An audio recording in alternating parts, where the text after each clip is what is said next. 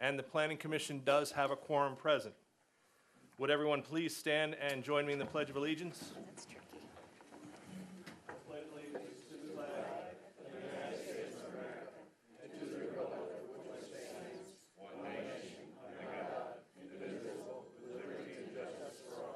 Please remain standing for a moment of silence.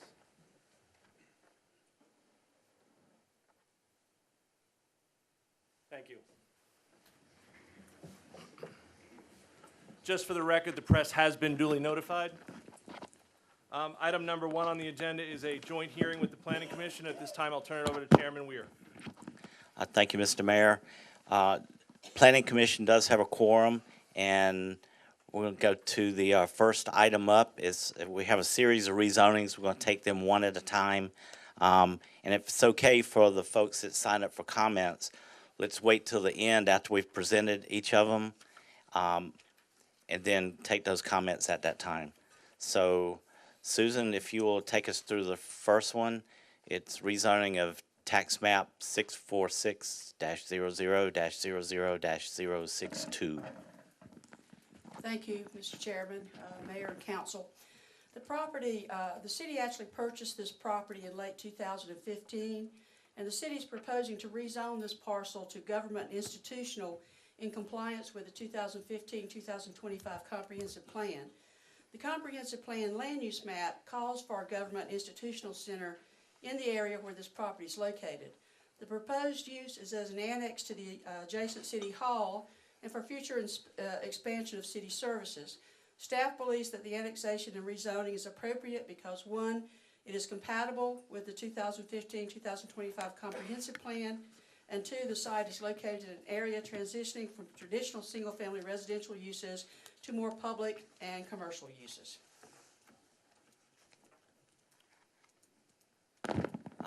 Comments from Planning Commission first?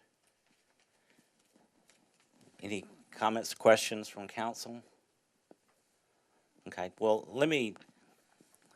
to be clear, if you want to make comments on this particular rezoning, this is the one beside City Hall. So we do have a list of folks here, so I'm not sure which rezoning you want to talk to. So if it's on the one we just talked about, then please come to the mic, name, address, and your comments. At the end of this, I'll call the names, and we'll do this yet again. All right, so there are no comments, so we'll close this portion of the public hearing, and we'll move to the next rezoning. Susan, this is for tax map 644-00-00-030.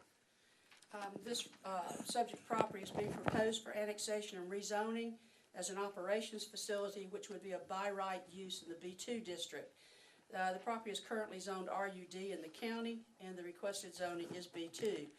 This zoning classification is a general business district, which would permit a variety of commercial, retail, office, and professional uses. The subject property is located in an identified mixed-use area in the 2015-2025 Comprehensive Plan, which calls for a diversity of commercial services and professional uses that integrate flexible design standards compatible with the principles outlined in the plan. Staff believes that the annexation and rezoning is appropriate because 1, it is compatible with the 2015-2025 Comprehensive Plan, and 2, it is also located in an area that is transitioning from the traditional single-family residential uses to more commercial uses. Open it up for comments from Planning Commission. There are none. Council? Susan, can you come back? I was going to shout out to stay there for a second, but sure. I'm sorry. You mentioned something about it being a by right. You mean the operations facility? If this is zone B2, that's one of the permitted uses in the B2 district. Which means what's by right? But by right means that you have a list of permitted uses. Oh, by right. Yeah, so by right they can do it. Got it. Thank you. I'm good. Tom, is this the one that's the area that's planned for the Signature Way site? Yes. Yes. And to be clear, this property that's planned for Signature Waste is not for waste. Right, It's for an parking. office space. If I can, and the for- petitioner is the actual property owner, not Signature Waste. It is for a So- general use B2 district. Right. The petitioner has requested to be annexed in and to be zoned as B2. Yes, you are correct. Signature Waste currently has it under contract. But that, if they don't close, it's still annexed and would still be zoned B2 if council decides to move forward. And the planning commission's purview is to see if whether or not the zoning requested is appropriate. Thank you. Any other council comments? Well, residents definitely have concerns about having Signature Waste there. So if we could just clean up some ideas of, people think there's gonna be trash Sure. collected. If we could just share with what their intentions are, I think it would help residents know. As expressed by me by the owner, this facility would house a building for office space for his company as well as a mechanics garage. His fleet of trucks would headquarter from there, but they cannot bring any solid waste or recyclable materials back into that facility. So it's strictly an operation center. It is not a transfer station. It's not a landfill. It's not a recycle center. It's strictly for headquarters for their base of operations. And I remember seeing somewhere about landscaping. That's correct. Buffering, if you could Yes, say ma'am. something about that. They would have to submit to the city with their site plan, their landscaping plan that would have to be approved by the city. Their current intentions would be to obviously put security fencing around the facility, as well as evergreens and dense tree coverage on the exterior of that fence between it and adjacent properties and the dam road right-of-way. Thank you, Charlie. Yes, ma'am. And what's there now? That's the. Right now, it's 5 or 6 trailers and a lot of debris, single-wide trailers, a lot of debris, things of that nature, very few trees. And to clarify, this is the bus entrance? It's just past the rear entrance, bus entrance for Gold Hill Middle, Gold Hill Elementary, but it's located on Dam Road, just after you pass that driveway entrance on Dam Road.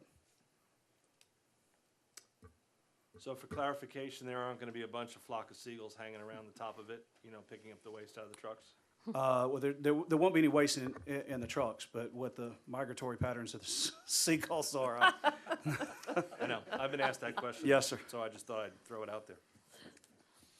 Any other council comments? No. Back to you, Tom. Okay, at this time, we'll, again, this is for the rezoning, is the business to the right zoning for this property? So that's the question that the Planning Commission would like to hear comments on. So if you would, come to the podium, name, address, and your comments, please. Hello, Hello. my name is Darrell McDaniel, and my address is 2200 Dam Road. I have the property directly adjacent to the property in question there. The reason I'm here today is because I heard that they were planning on putting a sanitation operations center right next to my house, basically. Just, that's where I live at, so you can all get an idea of what's gonna be right next door is gonna be an operations planning center or operations center. And I'm pretty much opposed to it.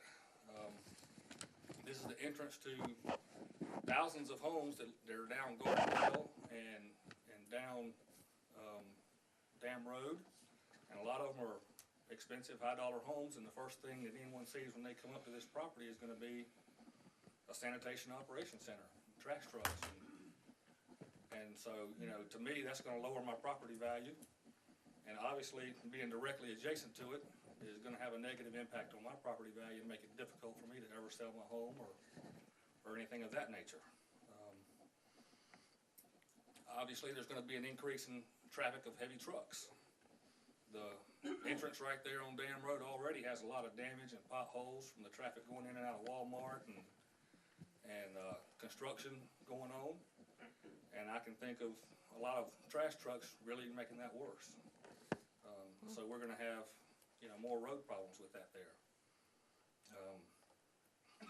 Trash trucks are by nature usually diesels. They're loud, they're clangy, like backup beepers.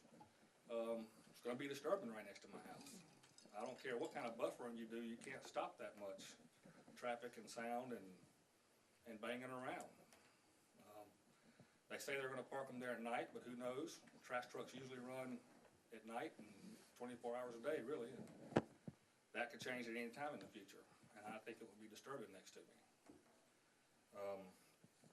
Even if they don't have trash in them, trash trucks smell. Let's face it, you can't get everything out when you dump it. I'm right there, right next door, and I really don't want that. I really think that there's other places to put something like this. Just one exit up the road is plenty of industrial area at Westinghouse where something like this would fit in great, and I think it's not a good fit for right there on Dam Road. And that's really all I have to say. Thank you. Thanks.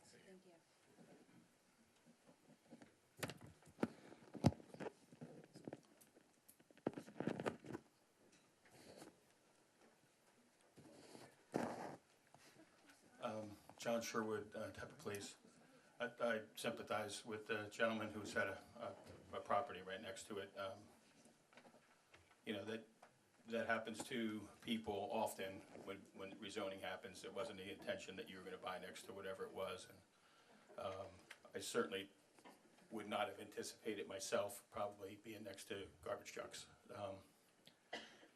When it was said that it was gonna be a storage facility or overnight parking or whatever the term is, it'd be kind of interesting to find out what that would be as far as the number of trucks, the kind of volume, when they were traveling. It's right there near the school. We have school buses in the morning. There's gonna be traffic coming in and out of there, and that road, Dam Road entrance is, like the gentleman offered, is horrible already. I mean, it's in really bad shape. You get a lot of trucks, I mean, they're heavy trucks, empty, so they're beating it up. We get this cold weather, you know, whatever. Cold weather happens every year magically. Roads get bad, so I just hope that as we consider this, not that the B2 piece in particular, but potentially use of the B2 or whatever, we're a little sensitive to what might come out of this property. Thank you, John. Thank you. Tom, may I ask another question if there are no more public comments? Yes, please. Go ahead. Either to you or to Susan. This property currently resides in the county, right? So the petitioner is seeking to bring it into Tega K. That is correct. If we vote for it to come into Tega K, they're going to use it for one of the permitted uses It'll be for Tega. that property. If it does not come into Tega K and theoretically stays in the county, at least for now, and that property in the county, they want to still put in the same facility that we're talking about that might be going in. I mean, that's up to the county. So the gentleman that's here expressing himself, as I certainly appreciate, you know, if it doesn't get annexed into Tega K, that same use potentially could occur through If your the county property if were that's, rezoned if under- that's, if it's rezoned for Yeah, that If it's purpose. rezoned under the county, currently it's rural residential uses, Okay, which has a density of one dwelling unit per lot, regardless of how large that lot is. yep, On this particular property, you have, I think, 5 mobile homes right. that pre-existed zoning in the county, so they're still there, so it's pre-1986. So, you know, that use would remain unless it were rezoned to something that would permit this use. Okay. Located adjacent to this property is also our general business district in Stonecrest, Right, and just down the road from that is another property within the city that is also Zone B2. thank you. How close are these two homes? Pardon? How close are these to the They share my homes? property line. How close is this property? I cannot tell if that's 50 feet. I don't see a ruler on here to know how close these homes are to this piece of property. Where the Are we talking adjacent, about a mile? the I mean, the it looks homes like a on the large adjacent property? Right. Um, I mean, I can't, it looks like a I'm large not piece of sure what property. the distance would be to an existing single family. Those are also zoned RUD in the county, which requires at least an acre of land. If I may, it's Sir, less than sir, 150 feet. Sir, 1 second, please. Go ahead, Susan, please finish. The RUD zoning requires at least an acre of land per dwelling unit. Susan, correct me if I'm wrong. We are doing this public hearing for an annexation. That's correct. All right, we're not doing a public hearing As far for, annexation, public hearing is on whether or not the zoning is appropriate So for that- the requested annexation so then what the planning commission will vote on is whether or not the zoning is appropriate, for this area, okay, yes. for this area, as will council. That's correct. Okay.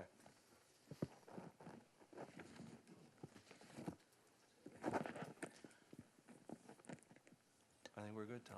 Daryl, did you, just to put it on record, did you want to make a further comment? Let me give you Yeah, that. to answer her question, which didn't get answered, it's about 100 to 150 feet from that residence to the property line. Pretty close. Thank you. Other public comments on this particular rezoning? Okay, we'll close this one. The, okay, Susan, do you want to read off all these tax maps? This is on a C Chicken. on your agenda. This is rezoning of tax map number 646-0000-002, -004, -005, -006, -007, -013, -0031, and 644-0101-029, and a portion of 646-000019 from RUD in the county and B2 in the city to PDD in the city. The property under consideration for annexation consists of approximately 122.2 acres and is located adjacent to the municipal boundaries of the city of Tega. The location of this proposed development was identified in the city's growth management strategic plan in 2013 as an important target for annexation. This was due to the potential for the greater level and intensity of residential development that could be permitted under the county's comprehensive plan. Should the city not pursue this annexation, there could be substantial negative impacts to the city's future growth in that this property would be purely residential. Therefore, staff believes that the proposed densities meet the intent of the city's future land use needs in regards to overall development. In addition, the subject property is located in an area that's identified in our comprehensive plan and future land use map as containing a mix of residential, government, and institutional, and a diversity of commercial services and professional uses that integrate flexible design standards compatible with the principles that were outlined in the plan. It also generates in the location that has been identified as a future growth area in the comp plan.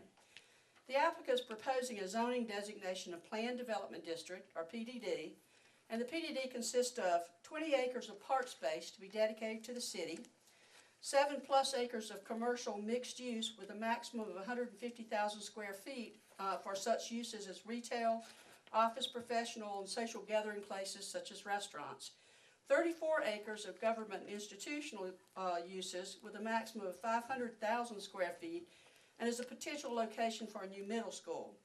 Approximately 61 acres of residential uses, including a mix of single-family detached, townhomes, and age-targeted patio homes.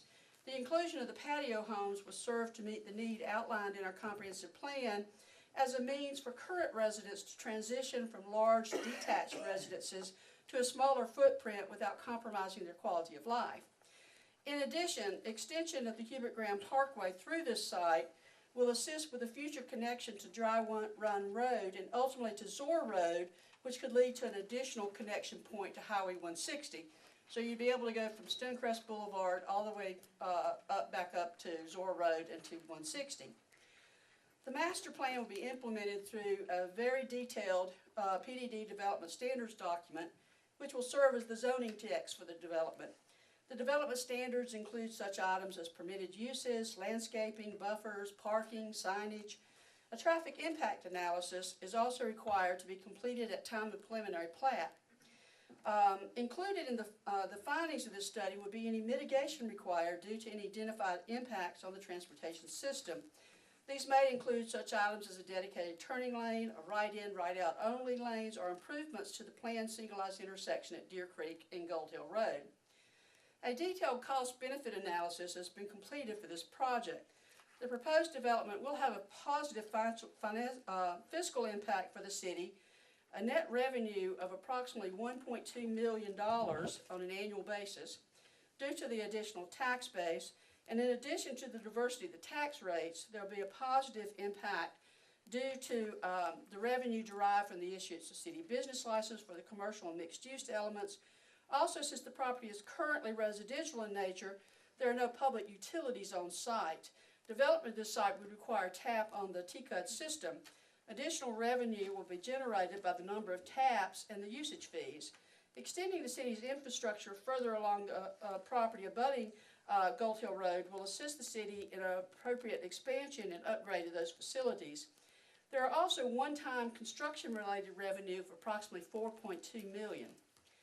Staff believes that the annexation as rezoning is appropriate because it is compatible with the 2015-2025 comprehensive plan, and the site is located in an area that was identified for annexation. Thank you, Susan. Comments from Planning Commission? Council? Tyler, you want to go first? No, I don't. I'm thinking. Sure. First, am I on? The park that's being put in, that's the old cellulose dump, obviously. Make sure everybody knows that, right? That's correct. So it's potential for other types of, what else it can be other than a park? You can't really build on it, right? So That's correct. it's a park or nothing. Has there been any interest expressed in any of the commercial properties there yet? I'm sure that will be marketed once it goes through these approvals. It's premature to have said that any particular uses. There is that list of uses that could be targeted there, and as we all know through market studies, that the commercial and the types of commercial are drawn based on the end user, the residential users. Well, I mean, it's pretty firm that we got 600 houses going in, or residences going in. That's correct. 200 single-family detached, 200 townhomes, and 200 patio homes. If I That is the can, maximum. if I That's an can. up to. That's Yeah, correct. up Doesn't to. mean it's an up to. That's the maximum. It doesn't mean that that's what will occur there. Because once all the engineering is done, that density could be reduced. But there's no zoning in there presently for apartments, right? Correct. No apartments. The potential for the middle school. Now, that land has been offered for sale to the district, I assume. That's kind of what I heard. I get the rumors everybody else gets. At a pretty substantial cost. He's a developer. He's trying to make as much money as he can, and the school district is trying to spend as little as they can. So we don't have a deal on a middle school. In this rezoning application, we have to look at the uses that are in that government and institutional. The negotiations, I believe, are still ongoing between the developer and the school district. The city wouldn't However- be part of those negotiations, by the way. What, That is. Charlie, what did you say? I'm sorry. The city would not be a part of any of those negotiations. Thank you. The school district has expressed an interest.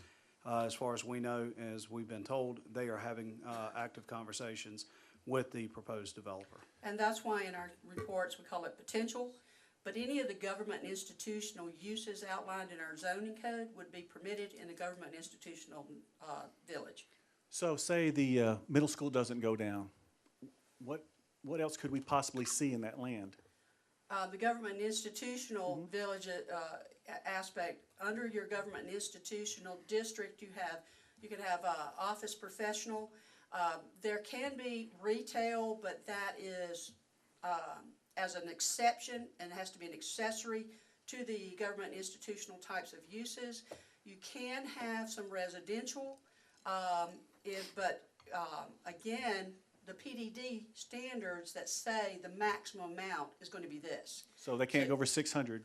They can't go over 600. Okay. Okay, thank you. Thank you, David. Ryan? Quick question, Village A, is that currently a part of TEK?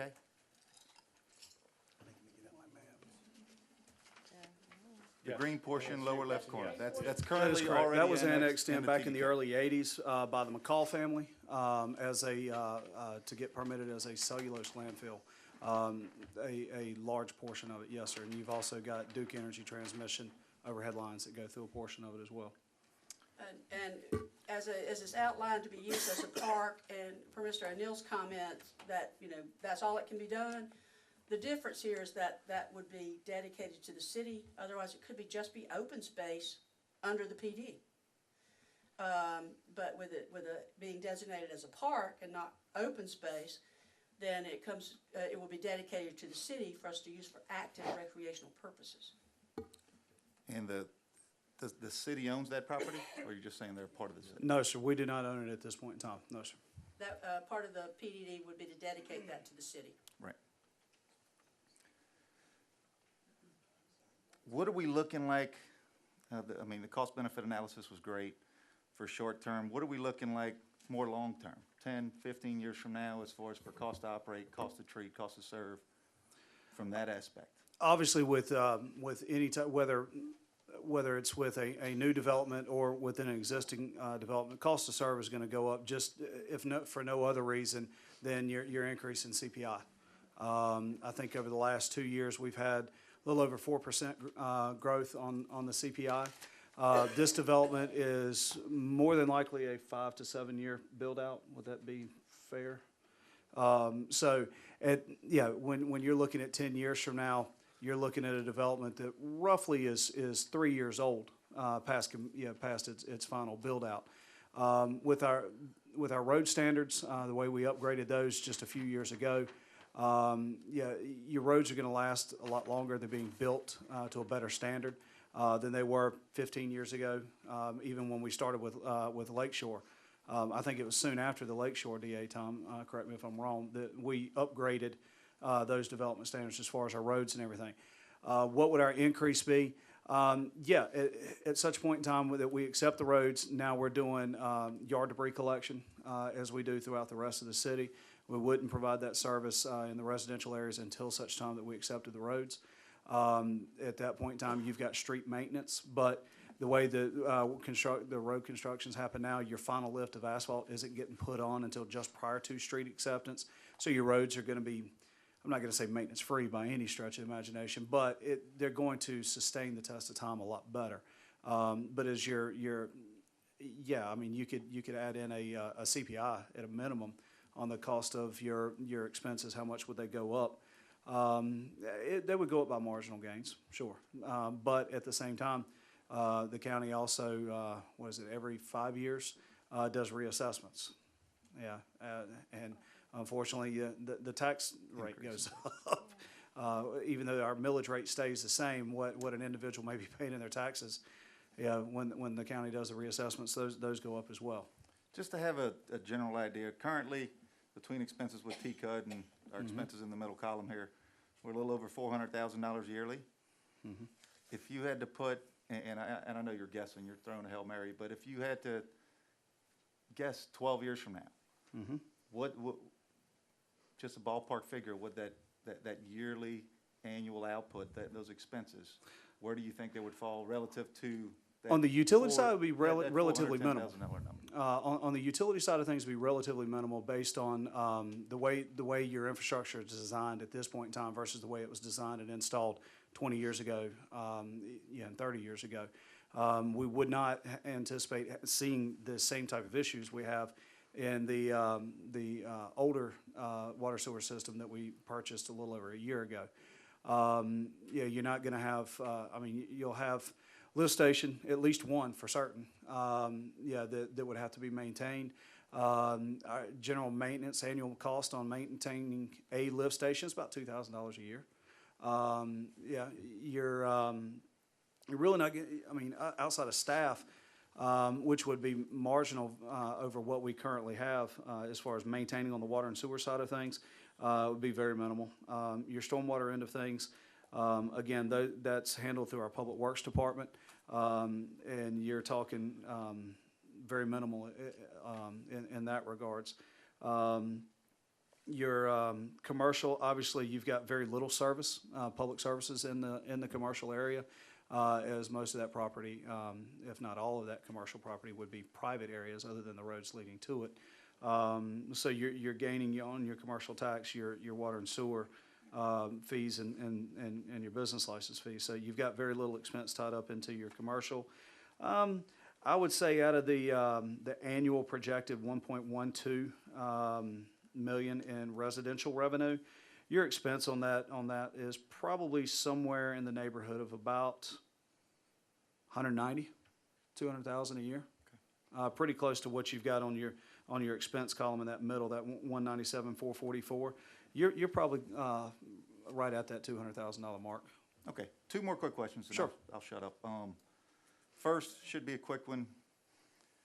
Cost to treat as far as for utilities, sewer, assuming what's the difference in cost? What do we bill if they're outside of TK to treat that sewer versus, or to pump the sewer to Rock Hill? Just from a utilities perspective, annexed, is our income the same or expenses the same as not?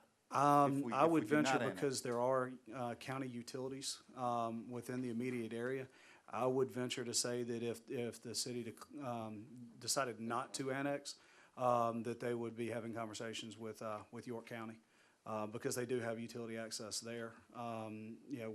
We're not the only utility in that specific area, but to be more specific, council has set rates for outside the city customers. Those are double what your in-city rates are. In this particular area, it would not be, this would not be additional flow headed to the treatment plants that the city owns. It would go through our force main to Rock Hill. So it'd be transported and treated at the City of Rock Hill's Manchester plant. Okay, thanks. Last question. As far as the vision of city staff and what we're looking at as far as for the explosive growth in the next 5 to 7 years from what, and maybe you guys out there have heard a little different, but I'm hearing 1,000 to 1,200 homes in TK or annexed to TK or trying to become annexed to TK in the next 5 to 7 years? Currently, you've got approximately Between another. Cameron Creek, Windhaven, Cameron Creek maxes out at 370. Windhaven would max out at 600. River Eastwood. Falls is maxed out at about 100, I think it's 120, but still waiting on the Army Corps' information to come back. That number very well could drop. And then you've probably got another 120 left in Lakeridge, give or take, for build out there. So, yeah, close to 1,000 homes based on what's already, plus Windhaven. It's probably, I would say, a safe guess. What's the staff's vision? The staff's vision, staff doesn't really have a vision other than to follow the comprehensive plan that was put together by the residents and approved by council. And that's what we follow. So, this particular development is submitted to us, or before you tonight. Checked off the boxes for that area that was identified through the comprehensive plan that was adopted in January 2015, I believe. It was either January or February 2015. This one, you've got the government and institutional, you've got a mixed use of residential, you've got park space, you've got future road connections to get folks up to Highway 49 without getting on Highway 160, expansion of utilities. I mean, it kind of hit the entire gamut as far as the comprehensive plan goes. So, but does staff have a specific vision? Our vision is to follow council's lead and do what you guys want us to do and bring you what you want. yeah, I think you guys did a great job as far as for reworking, retooling what you first got, what was first presented to you. But 1,000, 1,200 homes scares me. Understood. That's it. Can I just make one more comment about the cost benefit? Can we let Jen go first? Oh, sorry, go ahead. Go ahead, Jen. When will the developer learn if he can gain access to Zor Road through Dry Run? That is, I would say, safe to say, a ongoing conversation between the developer and current property owner. It is also something that we have relayed over to Pennies for Progress as a potential project for Pennies 4, for that road connection up to Dry Run. And I believe there was Matt, a right-of-way on Dry Run that envisioned this, this future growth and tie-in on that. It also allows for a future, for a road connection with, potentially with the River Falls, Eastwood Homes community that's adjacent to it, allowing them to go up to the Hubert Graham Way signalization versus always having to come out right there at the bus entrance. Right. And do we know the order of what these portions would go in, or is that, we don't know until the developer Not at attracts this people? point. I would envision it would be a phased, obviously, approach to the project. But as far as what would be phase one, phase two, and things like that, that usually comes out as we start getting into preliminary plats. And when did the school district anticipate building this school? I know they're negotiating, If but- they closed on the property, they indicated to us that it would be about 5 years from now, is when they would have the actual need for that middle school. Okay, and you guys were saying the build-out, complete build-out would be 5 to 7 years for this Probably, project? I would say probably all over 7 years, yes, ma'am. Based on conversations with the developer, if annexation and rezoning were to go through, and be finalized at your March meetings, they would probably not start going vertical until late summer or fall of 2017. Yeah, so late summer, early fall of 2017. Okay, and now the Hubert Graham Parkway is anticipated to be completed in spring of 2017? Is that still on track there? I would say mid to late winter of 2017 completion.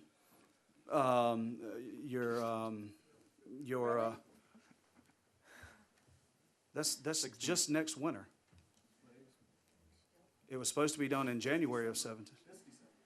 No, it was January of 2017 was the original, and now we're here in February, March of 17, so 2 months. Okay, so spring of 2017? Yeah. Okay. that's Open what to the it public. says. So, Yeah, okay. Yeah. Yeah, that's what confused me too. A little over a year from now. So spring Okay, that's what I 2017 was is. saying. Correct. Yeah, okay. Yes. Your Gold Hill 160 intersection, those improvements are scheduled to be completed by then. I think they're finishing up the last of the utility relocate so they can actually start grading and installing asphalt and widening that intersection. As soon as that one's completed, Penny's is scheduled to continue to run the, I believe it's 5 lanes, 2 lanes in either direction, and a center turn lane from Zoll Road up to the state line. So it should be in construction by the time you hit going vertical on this one. Okay, and the traffic impact analysis, when would that be, I know you said it will not be performed immediately, but will it be performed after Hubert Graham Parkway is completed? When the traffic impact analysis is being conducted, it takes into account those road improvements that are either under construction or already planned and things of that nature. So it takes those into account. We would not get the TIA from them. It would come with, at the time preliminary plats are submitted. And would they be willing to pay for any type of road improvements that are gonna have to be made, additional turning lanes or anything like that? They have to comply with what the TIA says, so, what that comes out as, we're not certain at this point. But if there are mandates that come from SCDOT, then in order to have the improvements and curb cuts onto Gold Hill Road, they would have to do those in order to have those curb cuts, encroachment permits from SCDOT. And just to clarify, in the ordinance amendments that you did and approved last October, which outlined all the specifics on a traffic impact analysis, it also gave the council the ability to enter into mitigation agreements with that developer so that they would have to comply in some sort of financial fashion or some other type of fashion that would be a contract between the city and that developer. So you can have specified times as to what those mitigations are going to be and when they're going to be completed. So you have that ability. is there, with all of this, I mean, there's obviously good, bad, and indifferent, right? There's some things that are very good for the city, some things that may not be so good for the city. And I know that that's not what the planning commission's looking at. They're only looking to whether this is appropriate for annexation, et cetera, et cetera. So we're having all the conversation we would have during item 5 on the agenda now, I guess. But with all of the things that are uncertain, the school being one, the other road access points, et cetera, from a timing perspective, is there any reason or any way to delay this annexation, this is just a what if, not doing this until we get answers to other questions? Because if we vote for this annexation, then this will go forward, generally as the developer is planning, of course. And so when we're in, we're in. And so then if the school doesn't materialize and these connection points don't materialize, then what we have is this whole beautiful thing with 600 homes and a lot of other stuff now impacting all of the road improvements that we're getting at Gold Hill and 160 and all the good stuff that we're getting. We're now just going to start crowding those roads again because all of these other connection points didn't come to fruition. So we're adding density and we're adding cars and we're adding all kinds of things. And we don't know anything about a transportation study yet, what the impact is, et cetera, et cetera. So from a timing perspective, is this cart before the horse, or is this really the process that this is the right time to be having this discussion and making a decision on annexation with all of the uncertainties, I guess is what I'm asking. This portion would have to happen first, because this affects what the TIA will actually have in it. So this is still horse in front of the cart, not cart in front of the horse. This is your order of operations. Now, as far as how this and the traffic impact analysis, how it comes together. Road connection, yeah, I mean, is there a risk to that? Yeah, I mean, only because it's not a part of the plan that's in front of you tonight. Right. Yeah, there is that risk. I mean, if it were on the plan, then obviously there's absolutely no risk. The other risks are that we don't annex it in and it all gets done anyway. And the county gets the revenue and we're still living with all of this, whether we Correct. want it or not, but we have no control or no modicum of control Let's say over so. what's happening, right? Correct. It's sort of happening next door to us and all we can do is look at it and say, gee whiz, darn it, we missed the boat on that one because it went up anyway and we could be getting the revenue, maybe. But the county still gets the revenue. Well, okay, that's the county, not the city, right? Well, I mean, even if we bring it in, if we annex it, they're still in the county, and the county still gets revenue. Oh, yeah, they still get revenue, but they don't get the just missed the preponderance of opportunity the for us to get revenue. the money. That's my point. It could happen with or without us. If it happens with us, we get other benefits and perhaps other burdens because we have cost to serve, et cetera. If it happens without us, we get nothing. But we still get to drive past this every day. So it's a tough one. But anyway, okay, thanks. My only comment was on the cost benefit. We don't have any commercial identified, but we've got how much tax it's gonna bring in. And I was just wondering, how do we come up with that figure? Based on the developer, in the PDD site plan as well as in the PDD standards, they identified up to 150,000 square foot of commercial space. So we looked at the commercial areas that we currently have inside the city, both at Greystone Crossings and Stonecrest Village, and found that to be a very comparable square footage, and used the information from that. On the flip side, on the residential end of things, we don't know what the price points are yet on those, but we used the same price points that Essex Homes brought before council on their patio home potential project, as well as the price points used in Cameron Creek for single-family detached and single-family attached, which would be the townhomes. So those are the price points we used in there to have something comparable. Well, one thing that's kind of overlooked, we say that adding this, one and a half patrol officers are gonna have to be added, and one firefighter.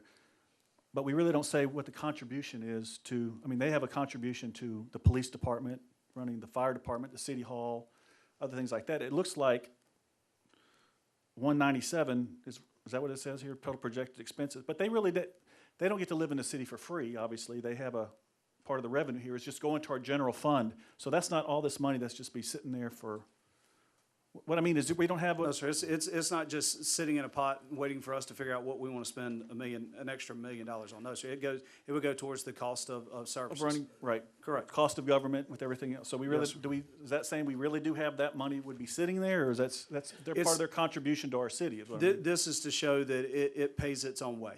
It pays it, there you go. That's the words I was looking for. Thank you. I'm done. Mayor, Thank you. All right. Build out 5 to 7 years is what you're projecting. When does the first shovel go in the ground? We approve all this tomorrow, second read, couple, 3 days. We approve it. I know it's not a couple, 3 days, but I'm just saying. When does the first shovel go in ground? When does the first house get built? Okay. Okay. They don't start clearing until into 17, and then you're going vertical 8-10 months after that. Okay, so I'm sorry, do that again for me. Vertical in late 17.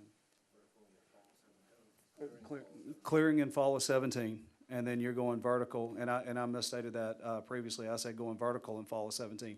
Actually clearing in fall of 17, and then you wouldn't start seeing anything going vertical until 8 to 10 months after that. So clearing in fall of 17. Correct. Based on the information we received today, most of us, SC 160 and Gold Hill Road will be completed in the summer of 2016. Hubert Graham Way, Pennies for Progress will be done early 2017. SC 160 Zor Road, Pennies for Progress 3 will be completed in summer of 2018. Gold Hill Road and I-77 should be early 2019. So this will all be underway while these projects are complete or 90% complete, with the exception of Gold Hill Road and I-77, based on what I'm reading here. And what I'm Based hearing on from you guys. the schedule projections that we've been provided, yes, sir. Okay. I want to add to one of Ryan's questions, where he talked about the employees. When we annexed, or when we built Lakeshore, that was 400+ acres? Yeah, 450, 400, so 400+ Yes. acres.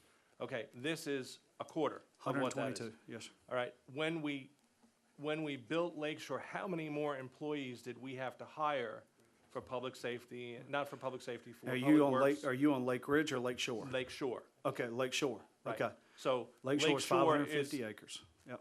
550 or 450? 550 for Lake Okay. Shore, All right, so- 450 for Lake So Ridge. split the baby. A quarter of the area is what this is gonna be from what we had with the Lakeshore subdivision. Correct. How many more employees do we have to hire for public works? With Lake Shore, unfortunately, we reduced by about 6 employees when it came online. Not sure how that really happened, through budgeting and I hope whatnot. there's We no city employee listening right now. We actually, we had vacant positions that weren't rebudgeted for during that point in time. Okay. Now, when we brought on Lake Ridge, or as we brought on Stonecrest Lake Ridge, we've increased by probably 3-4 maintenance staff members. And I'm sorry, okay, how big is Lake Ridge for me? Lake Ridge 450. is 450. 450, okay. Approximate, yes. Okay. With PD, for the last 15 years, we've been between 21 sworn officers to now we're at 27 sworn officers over the past 15 years. And then obviously our fire department's a little bit different animal, is that relatively new as far as full-time paid city firefighters. Okay, one last question, then I'm turning it back over to Tom. The projection that we had for Lake Ridge, when we annexed Lake Ridge into the city and what we were all told number-wise, do you have any idea how close we were? No, I mean, as far as, I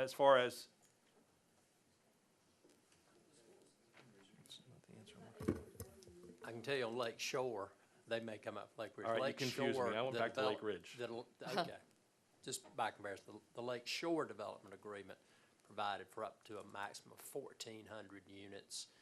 And last I knew, and I think it's built out, we came in upper 1100s, about 1,200. Tom, Okay. you might remember. It was less than the 1,400 that was gonna be allowed. all right, I think 500. I may have may not have given you the right question. Lake Ridge was permitted for 880 to 900 homes, and they will finish up at 820. Okay, but I guess my question, and I didn't state it properly, I guess, the cost-benefit analysis for Lake Ridge, close to being completed. Do we have any idea how close we were on that benefit analysis back then in comparison to what we have now? Couldn't tell you. I was not involved. This is 10 years ago. 10 years ago, I was still Parks and Recreation Director, transitioning into Operations Director. I'm not certain what the cost-benefit analysis looked like for Lake Ridge. I know at this point in time that it is, it's paying its way. It's funding itself, yes. Okay. I'm sorry, Tom, I lied. Surprisingly enough, politician, I lied. Do we actually need these 20-plus acres for the park? When we're talking about Catawba Park at this point, too. Correct. With the addition of Catawba Park, it is going to help us greatly. But because 39 of the 61 acres is Duke-owned property that we're not able to utilize for active recreation, having this 20 acres that we would be able to do active recreation on would cover our active recreational needs long past probably most of us sitting here.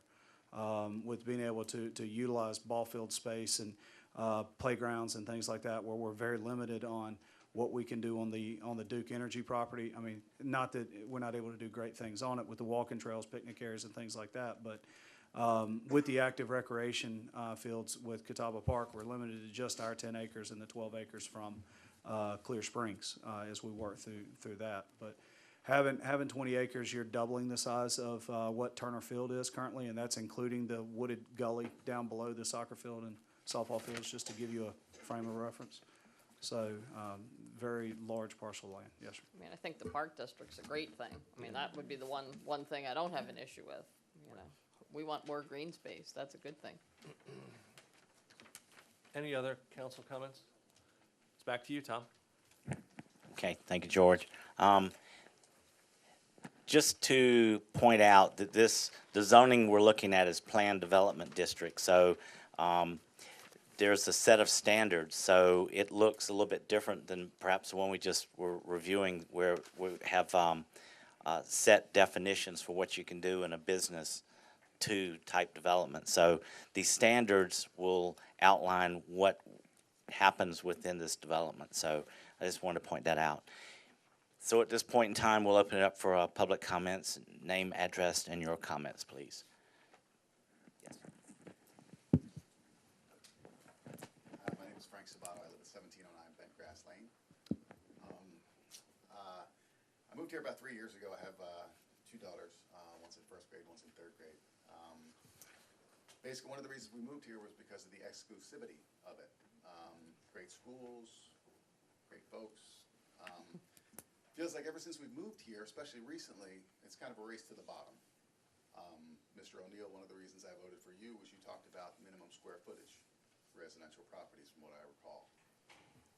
In reading an email that was forwarded to me, I believe it was from the mayor, that's the subject at least, one of the things that it says here is, bottom line is this: it all comes down to property owners' rights. The developer who owns the property can do what they want with the property. Also in the email, from what I understand, one of the options was 525 apartments. Was. What I'm trying to figure out, again, and I know this is rhetorical, it's not Q&A, how is that even an option? Again, from listening to you all tonight, it sounds like a lot of it's out of your control, a lot of it's in the control of the city. But again, it just, like I said, it really seems like just a race to the bottom. You talked about pennies for progress and some of the connectors that are gonna occur up to Zor Road. Honestly, I mean, that's a joke. I mean, you look at 160 in the Gold Hill intersection, how behind schedule is that? When are they ever gonna be complete with that? And that's what we're counting on for the connectors as part of this new development that we're proposing. So, again, I'm just basically here to tell you what my eyes see. And my eyes see that in the 3 years that I've been here, it just seems like it's a big race to the bottom. We have a beautiful new elementary school, Tega K, that my daughters attend, and all of a sudden, we're in a big race to build 525 apartments, or we're supposed to build 525 apartments. Now we're talking about patio homes and townhomes. Is the goal to reduce the quality of life in Tega K? Is the goal to reduce the average household income? Or is the goal basically just to race to the bottom? And that's, again, that's a rhetorical question. That's just what my eyes tell me. Thank you. Thanks, Frank. Excuse me, Charlie, can you explain a little bit how we got to that 525 apartments and where we are today? That process? Yes, sir. The original submittal that came from the developer started off at a total of 740 dwelling units, with 525 of those dwelling units being for apartments. Through a series of conversations with the developer, as well as his meeting with the folks on our planning commission, he agreed to bring that maximum density number down to the 600 number that's before you today. He also included in his PDD standards that have been discussed, the actual verbiage of no apartments allowed in, within the PD, within this entire development. No apartments would be allowed. And it's up to the 200 single-family homes, up to the 200, or it's up to 200 townhomes, and up to 200 age-targeted patio homes. So that's what you have. Yes, sir. Thank you. And that won't change. And as the plan is now, if it's accepted the Provided way that it is council- under the PDD, Correct. there will not be apartments. That is correct. It'll be what it is or less, but it will not be apartments. Correct. Other comments?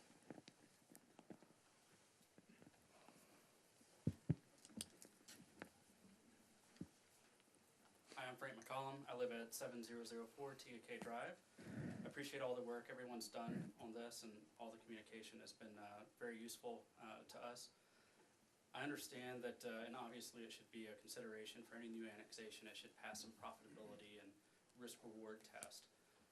And I didn't have this information coming into this. I don't think it was provided publicly, or if it was, I missed it. But I just went through my own analysis of the audited financials, and since 2009, and I don't know how many acres have been annexed during that period, but our tax revenue between 2009 and 2014 went up by 26%.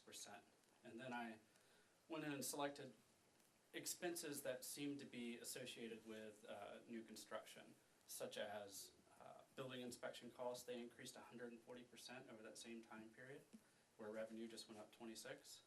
Public Works, and I took out the water and sewer because that didn't seem fair. They increased 105%. And then the fire department, which I realize is a little different animal than it was in 2009, but it increased 189%. So I see a lot of really large increases in expenses without requisite increases in revenues. And it just makes me curious for more information. It makes me a little skeptical that it would actually be profitable for the city. But presuming that it does pass a fiscal test, Tega is supposedly translates to beautiful peninsula, which I'm not sure I 100% believe, but this is definitely an extension off of the peninsula, and we've already done that in the past, but I'm not in favor of continuing to do that. I feel like I'm not anti-development. I'm actually very pro-growth and in a responsible fashion, but I don't feel that that means that Tega has to grow its boundaries. And we have a city council person who's here tonight who's a representative that we can go to on this type of project and be represented as citizens. And I feel like we are well represented for this property, even if it doesn't become part of the city. And then finally, I see the biggest concern to me as being just a dilution in my voice. And this would add about up to 15% to the total population of voting age residents. It would add enough voters potentially to equal the number of voters that voted in the last mayoral race. That's very concerning. That could be a 50% dilution in our voice, and I already feel like our voice is a little bit strained and not heard as fully as we would like. So that concerns me as a citizen.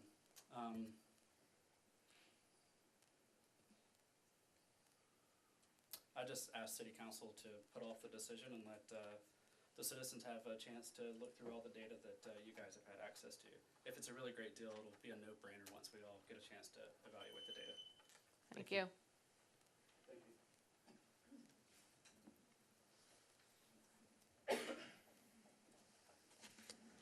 Hello, John Sherwood, Tepa Place.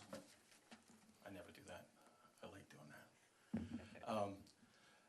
some really great points today, brought up by everybody on council, I thought. I'm sure that the planning group I appreciate everything you've done as well. I agree with Frank. I'm not a problem with pro-growth. I like pro-growth. I bought properties, I have commercial properties that are adjacent to this, and it would be actually advantageous for me if this went through. So let me just say that, I want to have full disclosure. The problem that I have with it is, there's a 7 acre, I think it's 7 acres, what the number was that we have for commercial property, for example. Yeah. But we're gonna put a school on the other side of it, so you're gonna have a school on one side, school on the other side. Makes a problem for a restaurant. In the state of South Carolina, licensing for alcohol and restaurants is a little tricky when it comes to schools and property boundaries. So I don't know if that's been under consideration. It's one of the things that makes that property kind of attractive across there, is that we can actually maybe have an entertainment zone, if you will, for the people of the historic Tega. You know, we have really Baxter, I guess, is the only other little area that we have like that, where there's some eating and dining and so forth, where we can actually go. I mean, you've got City Tavern is one isolated place up at a, I can't even think of anything, a town tavern as we go down 160. But there really isn't a concentration, you know, of places, of a destination, a draw, if you will. And if we are going to build something, I want there to be the hospitality tax. I want there to be everything else that we're going to be able to benefit from as a city. I mean, that's part of the benefit of the commercial piece. Probably would be nice if we ever had the police department or the fire department and the fire department contribute to these kind of things. If we don't have these throughputs through, I think it's Dam Road or something like that, what does that do to service? What does that do to the service for this particular property? How does that make it more difficult for us to provide service? I know that we say one person or 1.5 people. If there's a lot of cul-de-sac roads and so forth, we all know that that's going to be undershot.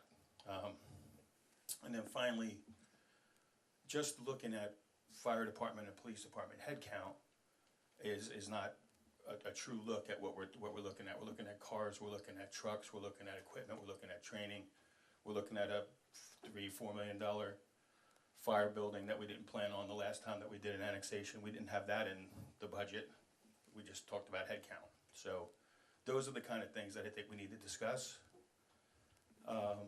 And in light of the fact that, I can't remember who it was, but somebody on York County Council just brought up a moratorium idea for April the 4th. With them doing that, we might want to consider waiting for a little bit. Thank you. Thanks, John.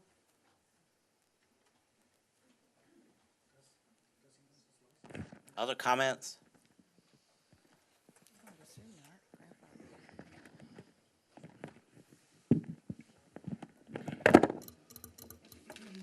Hello, I'm Vincent DeRoche. I live at 7124 Topsail Circle. I was here before the board 2 meetings ago to talk about unplanned growth and some unintended consequences. The one thing I'm very uncomfortable hearing today is the subject that you brought up. I think you were straightforward in bringing it up in the sense that, if we don't do it, somebody else might, so why don't we just go ahead and do it? Well, I didn't say we should do it, I just said that Well, that's one of it's the that potential. concept. Yep. Right. Yep. And I think it was, I'm glad you brought it up, because I think that's the underlying fear that people have on the board. Well, if we don't do it, somebody else is going to, and we're not going to get revenue. But I would tell you that that is no way to plan. I'm concerned because I came here 3 years ago, and we saw something very different. And this, in a matter of 3 years, is not the town or the city that we moved to. And furthermore, with regard to planning, I agree with the last gentleman. The fact that Baxter is the only illustration of a planned community in miles should illustrate to you the desperate need to delay this and get the county to work with you instead of fearful, running in some direction because you think they're going to force you to do something. I think you need to take a stand and stand with the county and say, wait, we're not going to do anything right now and let's put together a plan that really leverages this space and puts together some kind of plan for the city, because there is none, not that I can see. So I'm asking you to put one together. Thank you. Thank you.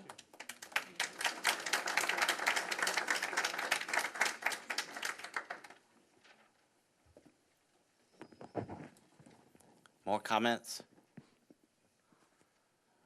Going. Okay, we'll close this portion of it. And next one up, Susan, if you'll give us a tax map for that as well, please. This is a variety of actually properties that are city-owned. Tax map 646016 from B1 to GI, that's City Hall. Instead of giving all your tax map numbers, I'm going to just give you the locations. The next one is the police station, going from B2 to GI. A portion of the property around the Glennon Center would go from B1 to GI. Memorial Gardens would go from B2 to Park. The Trailhead Park would go from B2 to and Park to Park. The parking lot for Trailhead Park and the restroom area would go from B1 to Park, and a lot that is adjacent to the Beach and Swim Center would go from B1 to Park District. These properties, as listed, are being proposed for rezoning in an effort to comply with the actual land uses and for consistency with 2015-2025 comprehensive plan. These properties are owned by the city, and at the time of purchase, the city was limited on the zoning classifications. With adoption of the 2015-2025 comprehensive plan, several new zoning classifications were identified, and they were later adopted as an amendment to the zoning code last October. Staff believes that these rezonings are appropriate because, one, it's compatible with the comprehensive plan. Thank you, Susan. Comments from Planning Commission? And comments from council? I actually have one question regarding 345, which would be the Living Memorial Gardens. There is a small segment which is the triangle in front of with the old Sweet property, the 6-2. So is that somehow, if we... That is a separate tax map number from your right. Sweet property and from the Memorial Garden property. It's not being as part of this. Right, so my concern is under C, we're saying let's get it to BD1. So we'll just have a tiny sliver, I'm sorry. It's going from BD1 to Park. To Park. To Park, And then you're gonna have that piece that's still privately owned that won't be. That piece, that grass piece out there in front of the sign is still privately owned by the Sweets. It is, okay. That's correct. All right, thank you. Other comments? This one's not contentious, I don't think. Finally. Yeah. We'll open it up for a public comment then. If you'll come to the podium, name, address, please. All right. That one was easier. Okay, Susan, to if have you'll take one. us, we'll close that portion, and Susan, take us through the last rezoning. This is for rezoning of tax map numbers 644014 and 644250. 014 is the Gold Hill Elementary and Gold Hill Middle Schools, and 250 is Tega Elementary. Those are being proposed to going from B1 to G1. These properties are GI rather. These properties are owned by the Fort Mill School District, and as with the previous item, the government institutional zoning designation did not exist. The comprehensive plans calls for the government institutional uses in these locations. Staff believes that these rezonings are appropriate because, one, it is compatible with the 2015-2025 comprehensive plan. Planning comments? Council comments? No. I open up for public comment. And none there, so we will close that portion of the public hearing. Let me back up to our sign-up list.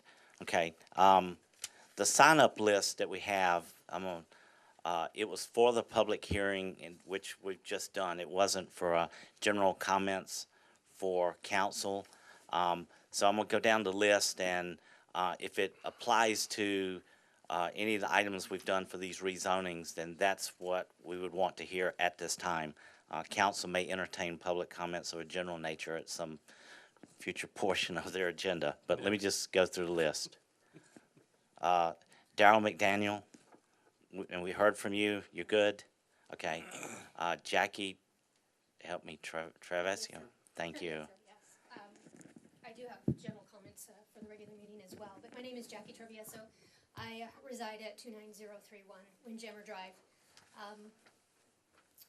My question with regard to a lot of the things that we've heard tonight is I'd like to ask the Planning Commission and the City Council, when you're negotiating for this annexed or purchased property, in order to aid the growth and control the growth around us, are you requesting specific or predetermined acreage or a percentage of acreage that is dedicated to open space, that is dedicated to, leave it the way it is naturally, as opposed to grading it flat like what we see out on 160 to make way for all the townhomes?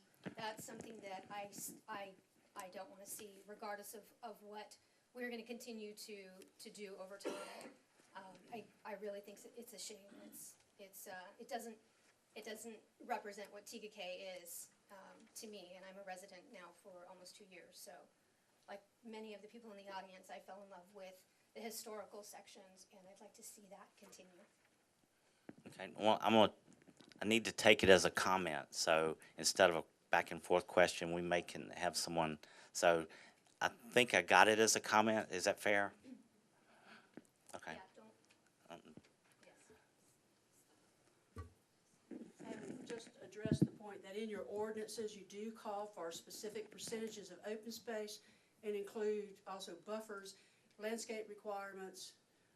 You also call for a menu of recreational opportunities based on the density of that development. So anything over 50 dwelling units would require at least 2 amenities. You also have within the zoning regulations and the land development regulations requirements that you could also do payment in lieu of dedication of the land, but the percentage is based on the use. For instance, if you're doing a single family development only, then 25% of that entire acreage has to be open space.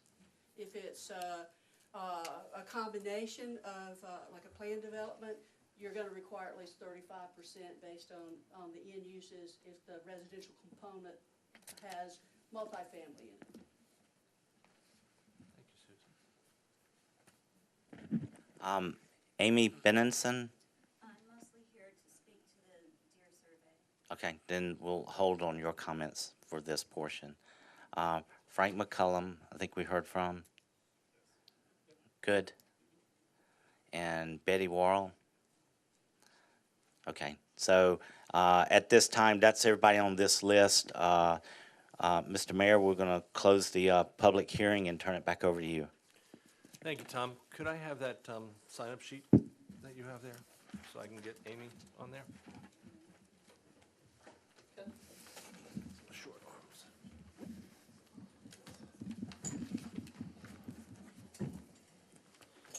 I think we need to hear about Mr. Putty's fun park now. Mr. Mayor, do you want to take a pause for a few minutes, let Planning Commission Yeah. transition out, or you want to keep rolling? Your call. Yeah. We have a motion, we have a second. Any council comments? There being none, call the question. All in favor, signify by saying aye. Aye. Dottie made the motion for a 5-minute break. David O'Neill seconded the motion. Thank you, Pay sir. attention. About 2.5 hours, covered 8.5 miles, and the numbers that were, and 47 deer were spotted. using a rough average calculation for the number of acres that were surveyed and the number of deer spotted, it would be determined that roughly 67 deer per square mile, or 1 deer per 11 acres. Now, this number is high for a wildland situation. A residential situation is not as bad as it may seem as it would be in the open country in in another county, particularly Chester or Fairfield. 60 or 70 deer per square mile 6 or 7 years ago was about average, due to the harvest numbers that we were showing. And it basically comes down to the fact that if you want to control deer vehicle collisions or damage to landscaping, etc., then you may want to reduce the population. But it's just a matter of what the residents feel like they can live with. That's bottom line. Hilton Head Island and Kiowa Island actively have a deer management program in place with a private consulting group. They'll go out and they remove a certain number of deer every year. Their target on the island, which Tega is sort of like an island surrounded 3 sides by water, their target is 1 deer per 4 acres. Their population is about 3 or 4 times what yours is. And the residents have just decided that's what they'll live with. So, the deer spotlight surveys, we conducted it on one night. Generally, when we conduct these types of surveys, we run them 3 consecutive nights. The same spotters, the same driver, and run the same course. This was a one-shot deal. Staff limitations, we just couldn't afford to spend the time. But, it's a one-shot deal. I mean, any given day, about like Carolina Panthers, they play good one day and one day they play bad. You may see deer one night, you may not see them the next night. It's just a shot in the dark. And no, we did not use FLIR radar. We used spotlights. 2 guys in the back of a pickup truck and 1 guy driving. The most deer they saw in any 1 mile stretch was 10. The least was 1. So that's bottom line. That's the short and sweet of it. And without any other information, such as deer condition, health conditions, without any samples, I can't tell you if the deer population here is in good shape or bad shape. Good. All I can do is just throw out a number. 200 feet of those numbers. Which numbers? 47 deer spotted. 47 deer, 8.5 miles, 2.5 hours. And then you said 1 deer per 11. 1 deer per 11 acres.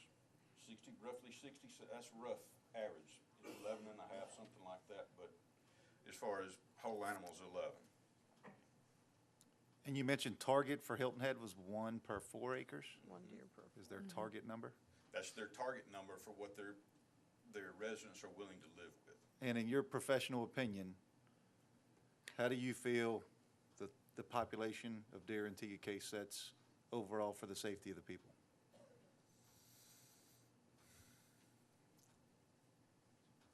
That's a tough question because, I don't know, I don't understand, I don't have the numbers as far as how many vehicle collisions that you have.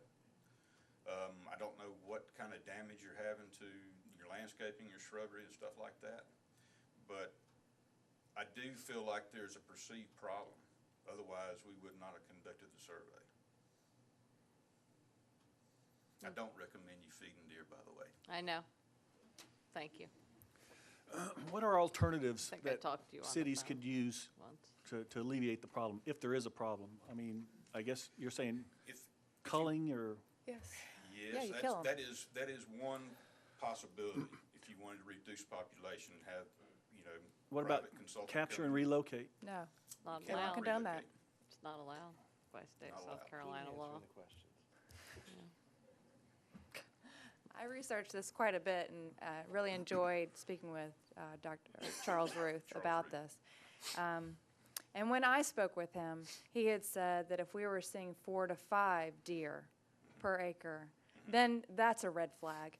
We don't have a problem here. We have a social issue.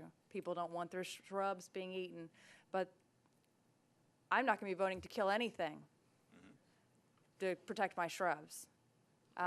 What's next? Our cats? They kill birds underneath my bird feeder. So I really don't think that, that's my 2 cents. I'm Well, that's why I mentioned that 1 per 4 versus 1 per 11 acres. Right. Sounds like we're not too bad. Any other comments? Any questions for? No, but thank you for coming tonight. Thank you. We appreciate, unfortunately, it was a limited survey, but at least we appreciate that we have a better idea perhaps about Right. what the situation Well, when we ran the is. survey, we went through the golf courses because we really didn't want to start getting around and shining lights in People's people's backyards, windows yeah. and stuff like that. It's not good. You might have been shot, yeah, right, Very possible. exactly. Thank you very much. Thanks very much Appreciate for it. coming, yeah.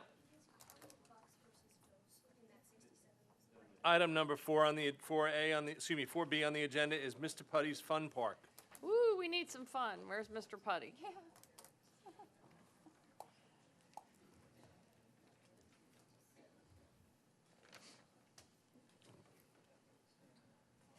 Where is Mr. Do Putty? you still want a break?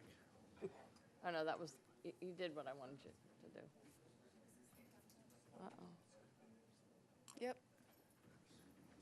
No pun intended.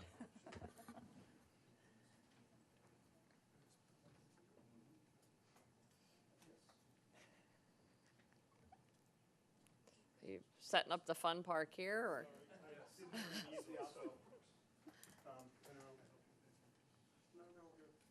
I know that the town council members can't see this, so I'll just briefly show you what it is I'm putting up here.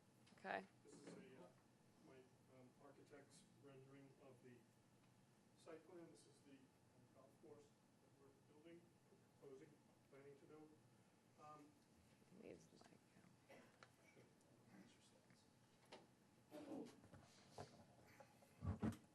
Hi, good evening, everybody. My name is Chris Scuderi. I'm here with my wife Carol and my son Robert. And I'd like to thank the council for providing me the opportunity to speak before you, to the homeowners and people of Tega K. We live in Fort Mill. We moved here 5 years ago. Boo. Oh, no. Sorry. We did look in Tega K. Okay. Very lovely. I play golf over here a lot. So this idea was born out of many, many conversations that I've had with parents, families, that there's just not a whole lot to do. And it's not just a TUK issue, it's a Fort Mill issue as well. You've got Carowinds, you've got the Whitewater Center, but those can get very pricey for a family of 5. It could be a couple $100 to go out for an afternoon. So what we're planning to build, I'm just going to walk you through our presentation.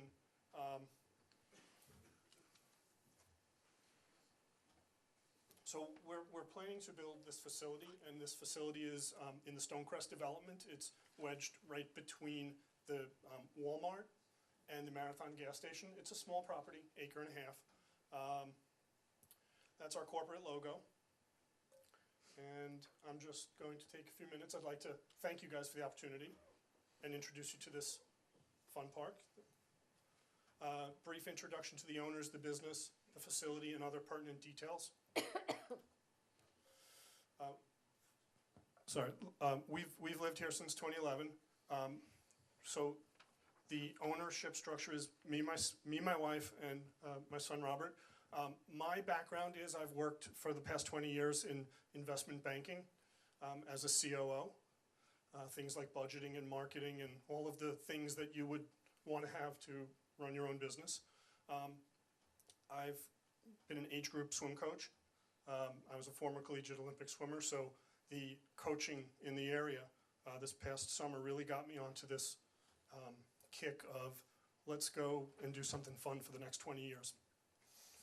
Carol, my wife, she's going to be head of group sales.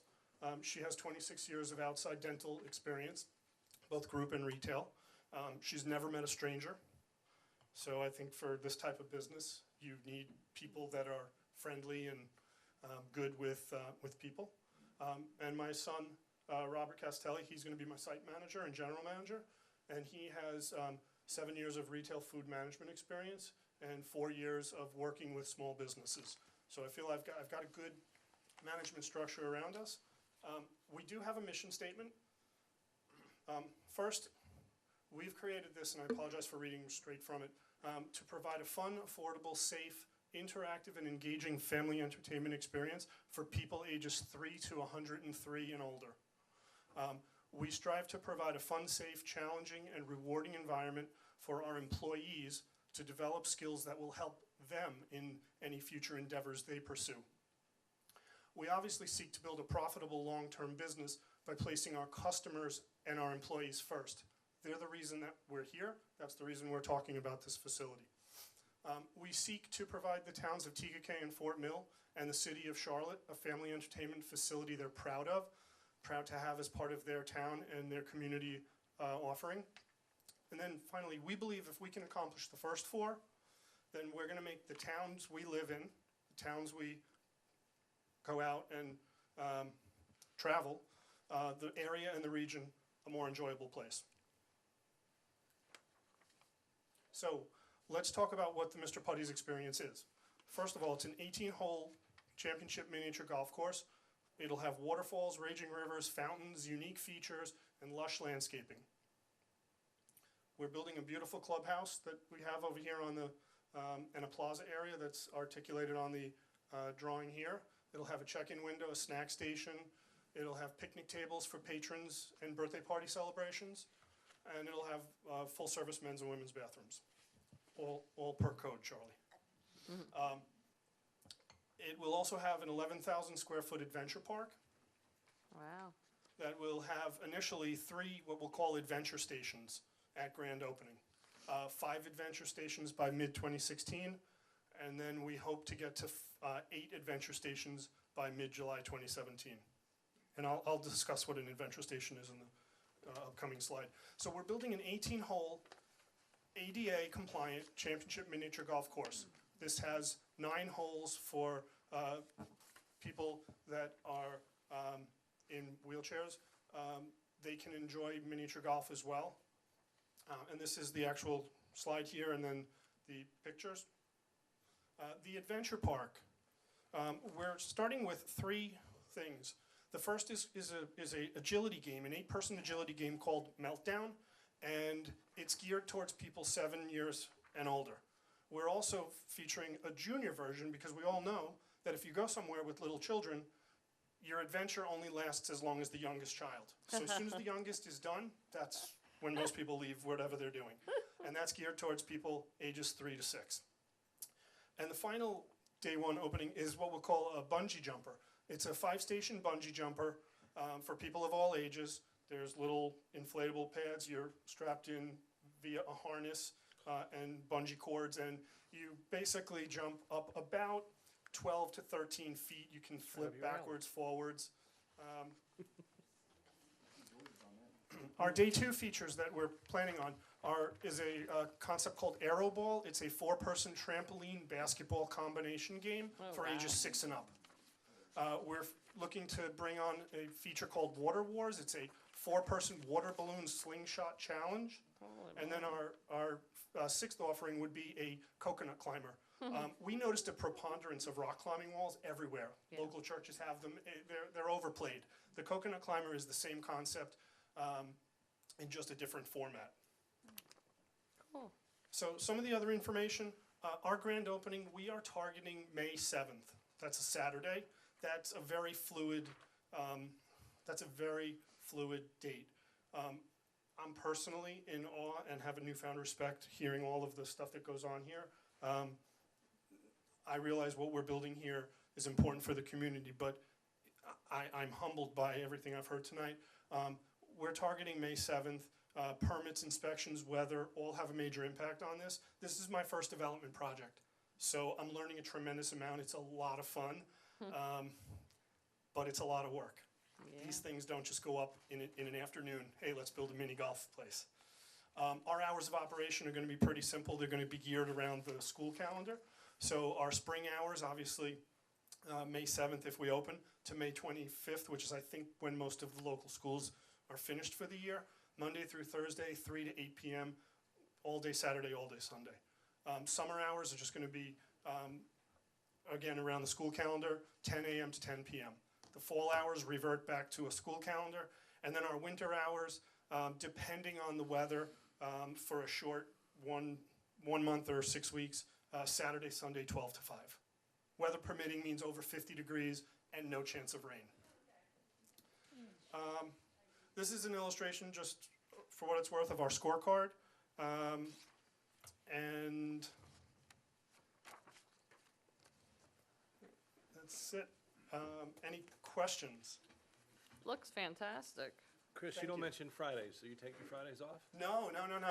Fridays are going to be, again, around the school calendar from, we'll open a little earlier, 12, and we'll be open until 10 o'clock. You know, Mother's Day's May 8th, so. We will have Mother's Day specials. All right. A lot of this is, we're now now that we're getting ready to break ground, we're starting to think about all of the different things that we want to do. We want to engage churches and places of worship. We want to engage, I noticed there's a Wellwood community, elderly community that just went up. We want to engage all of the parts of the community to go, and that's why I think my wife Carol is group sales manager, to go and find out what the community wants out of this facility, and then offer that to them. Great. How many children do you think you can run through the facility at one time? I see it, obviously it's phases, but. Yeah, so we've done some, the course has a maximum capacity of 100 people per hour. So I've done some back of the envelope math. I believe we're expecting anywhere from 60 to 75,000 people this first year. Wow. So the traffic, I think, will be, in terms of the foot traffic coming into the facility, we hope it is big, if you will. We've spoken to a lot of people, and we're yet to, I'm by nature somewhat cautious, and I was hoping for someone somewhere to poke a hole in this idea, and unfortunately, I've not met many parents that have said, yeah, no, don't build that. Yeah, no, it looks We good. think the feedback is positive, Great and idea. we're looking forward to getting going. Great. How many parking spaces do you have? Yeah, that's a great question. So we're going to build 20 parking spaces on site with 2 ADA spaces, and then we've signed an agreement with Walmart for access to their parking lot behind us, which gives us another 92 spots. So we believe we're going to have about 150 parking spots at the end of the day. So we don't anticipate parking to be an issue, other than most of the patrons will have to park in the Walmart parking lot and then walk the sidewalk that we're building back along Dean Road into the facility. And did I miss snack bar? We do have a snack station, yeah, it's very Snack basic, station. it's very basic. Our menu is very simple. Danny's Pizzeria is gonna be the official pizza supplier, sponsor for birthday parties. So one of the big things that we really strive to do is, a lot of the vendors that we're dealing with, we're engaging local vendors. We're trying not to go to outside firms. If we need a product, we're really trying to bring business to the community, whether it's Fort Mill or Tega. So we're looking to make sure that we keep the business within the community. Great. Fantastic. That's awesome. Cool. So our entrance is going to be on Dam Road. Well, Guys, Mayor, we gotta, if we're gonna do comments excuse from me. the audience. We're not doing public comments after this presentation. So, thank you very much, Chris. We really appreciate you bringing this to us, and we look forward to some Fun. fun. Exactly. Thank you. Thank you. Item number 5A on the agenda is the award of the Fire Department RFP. City Manager Charlie Funderburk. Thank you, Mr. Mayor, members of council. As our guests are joining us up at the microphone, I would like to take a quick moment to introduce, or to talk about the process. Back this past fall, the city did issue an RFP, or advertise an RFP for the design build services for a fire department located in the Stonecrest area of the city. After going through that RFP process, staff's recommendation is before you here tonight, and we've asked them to attend. so that they can introduce themselves both to the community as well as the members of council.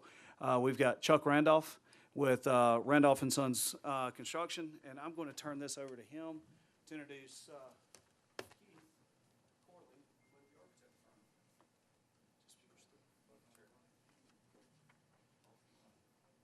Like I said, my name's Chuck Randolph. I'm with Randolph and Son Builders.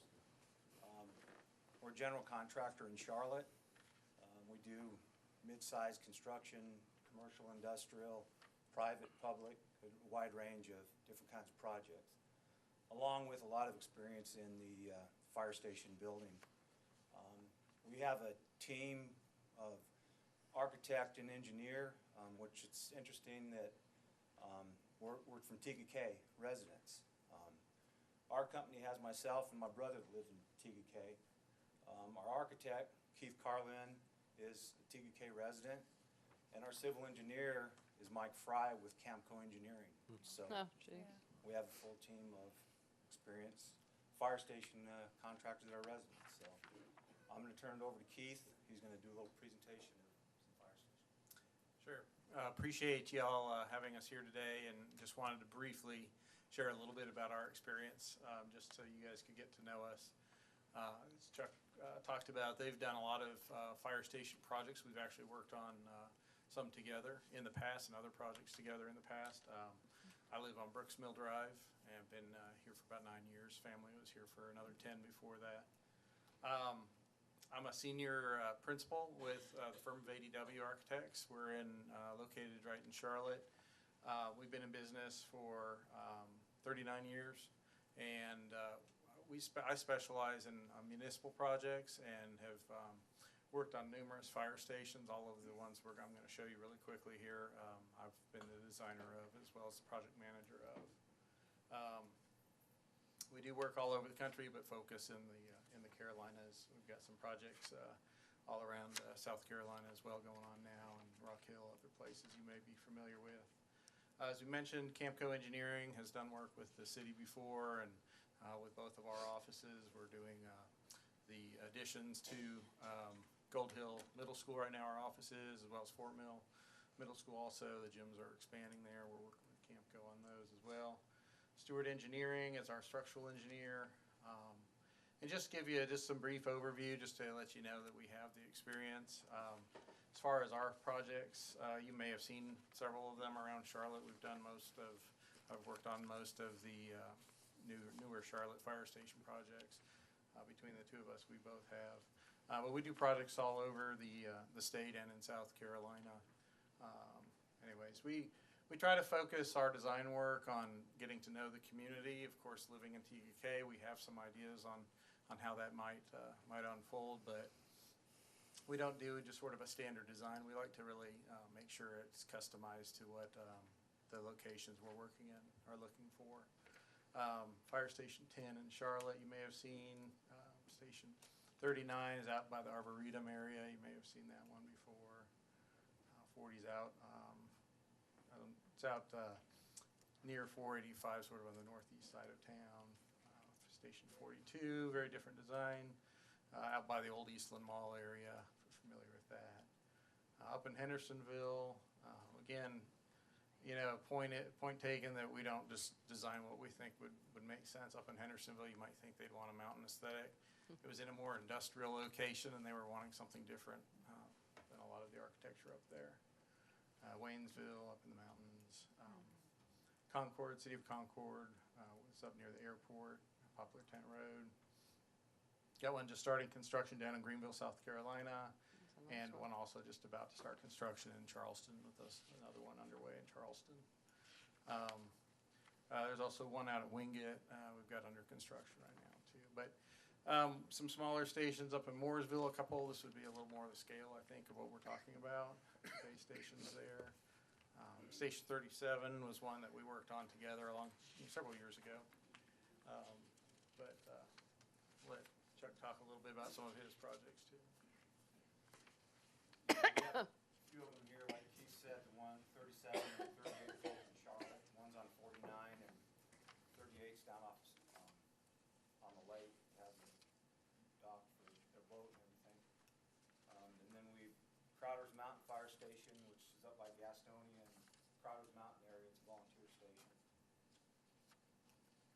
And then in Rock Hill, we did Fire Station 2 out near the college, and a couple in Gastonia. We did 3 of them in Gastonia. That one's Galleria, about the Wild area. Another one up in Gastonia. So we've done several in the Charlotte, Gastonia, and Rock Hill area. We've got a really experienced team, builders, and a lot of them. So we've got a good team up here with this station. Great.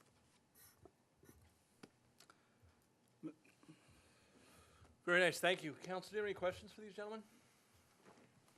What are we looking at for the timeline for this, if we were to move forward tonight?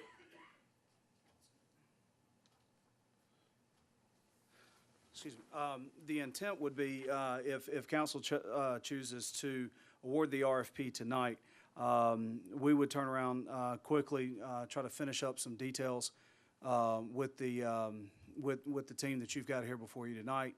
And then at our March 3rd special council meeting, I've got our bond attorney coming to provide some legal advice, as well as our financial advisors that I know some of y'all on council have met with previously as we were going through the Utilities Inc. acquisition. Walter Goldsmith and Tyler Trout with First Tryon. To present to council and discuss the impacts of different funding solutions. And then hopefully be able to bring this forward March 6th, March 21st at your regular council meeting for hopeful council adoption to be able to start moving forward. From that time period, you're probably looking at a probably a May, June timeframe as far as being able to actually start getting things going in regards to construction process. And we're looking at probably about a 10 to 11 month construction schedule. Once plans are finalized, blueprints are done, plans approved, all that good stuff. And so you're looking probably, I would say spring to summer of 17, actually open. Oh, open. Yeah, provided that we've got provided that council agrees with the funding strategies and solutions to build it. Okay. So not asking for council to approve any financing or funding at this point. That will be coming up at a future meeting, hopefully at your March 21st meeting. Ryan, any questions? Well, I have a question, just to catch me up. It looks like you guys are very capable of what you can do, so it's not really a question to you. Just to catch me up, we just had an election recently, so there's 2 new guys up here. So was there this went out to bid or something? Yeah, Okay, so RFP, yeah. this is just, we got the 2 new guys. Was there a study that said there needed to be another fire station? Your ISO regulations determine that you've got you've got to have a firehouse within 5 miles within your jurisdiction. Having this firehouse on the eastern half of the city allows us to accomplish that and maintain the ISO rating. So that'd be obviously not by the crow flies, because you can't go across the water. Exactly. Now, this would keep us with Hubert Graham Way installed. It does allow us to accomplish that. And I think you said earlier you can get to any point in historic Tega from the new fire station within 5 minutes, if Hubert Graham Parkway is opened up. That's correct. Yes, from this firehouse to getting back onto the peninsula. And just for the public certification, we were planning on having, this would be a second or station number 2, Right. not eliminating a station. So it would be operating 2 stations, both responding to calls, but yes, sir. And conversely, the current fire station can make it over the other side within 5 minutes if need be. It would seem only logical. 5-7 minutes, yes, sir. Considering right now they're able to make it over there in 12 to 15 minutes in off peak traffic times. Yes, with Hubert Graham Way, it would definitely decrease that response time. And the new fire station for the citizens' benefit is going over by Stonecrest. Just up from Walmart, across from Stonecrest Villas at Ledgestone Court. Yes, ma'am. Yep. And that's, the name of that is the George Shepherd Station, as I recall? I thought it was gonna be the David O'Neill, but I'll let y'all sort that one out. Okay. Council entertain a motion. Mr. Mayor, members of council, I'd like to make a motion to award the RFP for Fire Station Number 2 to Randolph and Sons Builders, and direct the city manager to bring back to city council the necessary contracts and funding solution for consideration prior to a notice to proceed being given. I have a motion by Dottie Hersey. Do I have a second? Second. Second by Jennifer Stalford. Since everyone else had comments but me, I'm just going to say thank you, Les, and thank you, Scott, for all the work that you did to get us to this point. We appreciate everything that you've done, so thank you very much. At this time, I'll, call the motion. All in favor, signal by saying aye. Aye. Unanimous. Thank you, guys. Thank you. Item number 5B is a planning commission recommendation. Susan Britt. You got me on that one, David. Try to keep you on your toes. There you go. Recommendation for the rezoning of tax map number 646-00-00-062 was to recommend approval. The second rezoning of tax map number 644-000030 on the property on Dam Road from RUD to B2. Wait. Recommendation was. Wait, hang on. Wait a minute. Are we gonna do them all? We're gonna vote on them individually, right? Yes. So, Correct. did you, I'm just giving you their recommendations all at once. oh, my apologies. Okay. Okay, thank you. So for the 030 property on Dam Road from RUD in the county to B2 in the city, the Planning Commission was to recommend denial. And a consideration was given that perhaps this go to a mixed-use district rather than a B2. However, I do want to point out that it doesn't meet, this lot does not meet the acreage requirements for a mixed-use district. It is less than 5 acres. Which tax map number is that, please? That's the This is Dam Road property, 644-000030. 5D. Can I ask the reason for the denial? The discussion in the Planning Commission was regarding the B2 district and the number of residential zoning, which is rural residential in the county.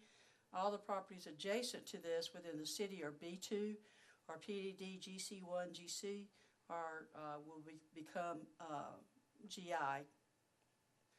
So that was based on comments, I guess, from the public hearing. Okay.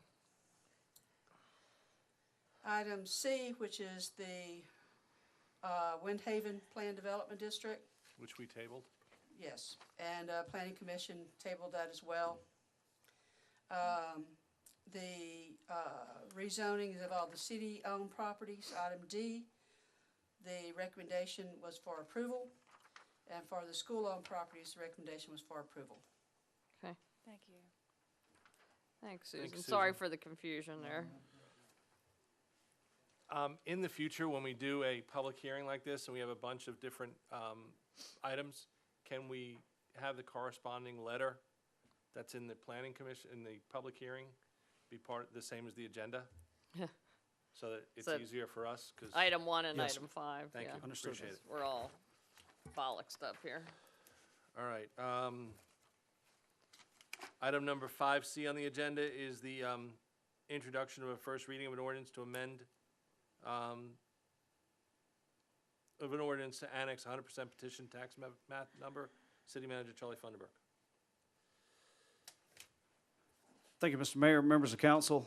Before you tonight, again, as introduction, first reading of an ordinance to annex by 100% petition method, tax map number 646-00000062, and to rezone from BD1 in the county to GI, which is government and institutional, in the city. Again, this has been discussed during your public hearing prior to the start of this meeting. It is the city-owned property adjacent to City Hall. With that, I'll turn it back over to council. Thank you, Charlie. Council, entertain a motion. Mr. Mayor, member of council, motion to approve the introduction and first reading of an ordinance to annex tax map number 646-00000062, and rezone as GI in the city. A motion by Jennifer Stalford. Do I have a second? Second. Second by Dottie Hersey. Any council discussion? There being none, call the question. All in favor, signify by saying aye. Aye. Unanimous.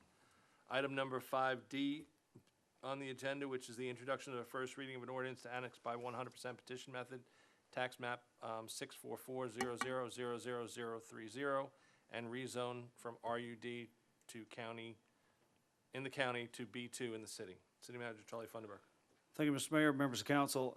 As discussed during the public hearing, this parcel is located on Dam Road. It does abut other commercial properties within the city that have similar or like zonings. The petition request that has come in came from the existing property owner with the request to rezone as B2 in the city. And that's what council has before them tonight. We would ask for your favorable consideration. Thank you, Charlie. Council, entertain a motion.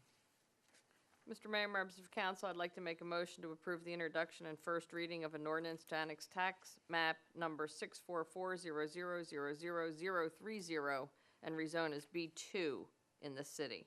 I have a motion by Dottie Hersey. Do I have a second? Hearing none, the motion fails. Item number 5E on the agenda was tabled. We now go to item number 5F, which is the introduction of the first reading to rezone a whole bunch of tax map numbers. City Manager Charlie Funderburk. Thank you, Mr. Mayor. As discussed in the public hearing, which you have before you tonight, is an ordinance to rezone several parcels that are owned by the city. And I'll read those off so that you don't have to during your motion.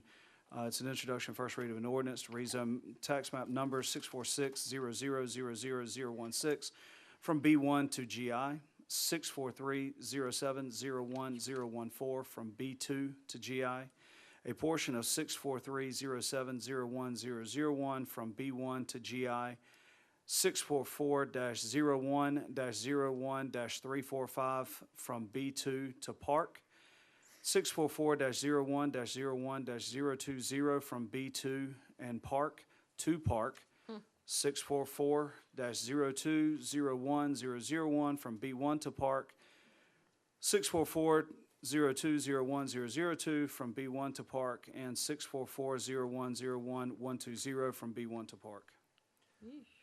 Thank you, Charlie. Council, entertain a motion. Mr. Mayor, members of council, I'd like to make a motion to approve the introduction and first reading of an ordinance to rezone the tax map numbers just stated by the city manager, Charlie Funderburk.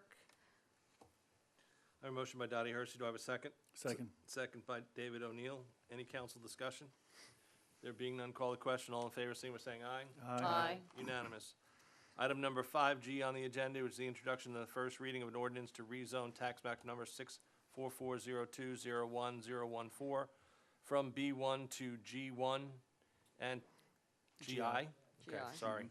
GI and tax map number 64401011250 from B1 to GI. City Manager Charlie Funderburk. Thank you, Mr. Mayor. Members of council, as stated during the public hearing earlier this evening, these two parcels are owned by the Fort Mill School District, and this is to bring them into a more appropriate zoning district. We have received a completed application from the school district with this request, and we would ask for council's favorable consideration at this time. Thank you, Charlie. Council, entertain a motion. Somebody want to make a motion? Sure, I'd like to make a motion, Mr. Mayor, for the introduction and first reading of an ordinance to rezone tax map number 644-02-01-014 and 644-01-01-250 from B1 to GI. I have a motion by Ryan Richard. Do I have a second? Second. Second by Dottie Hersey. Any council discussion? There being none, call the question. All in favor, signify by saying aye. Aye. Unanimous. Item number 5H on the agenda, street acceptance. City Manager Charlie Funderburk. Thank you, Mr. Mayor, members of council. Drake Gardendale LLC, developer of the Lake Ridge community, has submitted a request to the city to adopt the above-mentioned streets into its inventory. The staff has verified that each of the streets or sections of streets requested for adoption has either met or exceeded the necessary minimum build-out, which is 75% per street. The streets have been inspected by city staff and the city's engineer, and they do meet city standards. I would ask that as council, if council does entertain making a favorable motion or passing a favorable motion, we would ask that it be contingent upon the receipt and approval of all necessary documents by the city manager and city attorney. So if you could add that or include that with a motion that you may make this evening, that would be most helpful. It's in there. Thank you, Charlie. Jan, would you like to make a motion? Mr. Mayor, member of council, motion to accept the entirety of Celandine Way, Bergamot Street, Rosebud Court, Basil Court, Violet Court, and Verbena Court. The remaining portions of Anato Way, Rosemary Lane, and Gladiola Way, and sections of Angelica Lane and Corabelle Lane, as shown in Phase 1, Pod C, Map 1, and Hazel Street, as shown in Phase 1, Pod C, Map 3, into the city's street inventory, contingent upon the city attorney's review of the necessary deeds and documents. Is that, okay. A motion by Jen Stalford. Do I have a second? Second. Second by Ryan Richard. Any council discussion? There being none, call the question. All in favor, signify by saying aye. Aye. Unanimous. Anyone else find it funny that Jennifer did the one with all the flower names? Oh. You know, on the streets?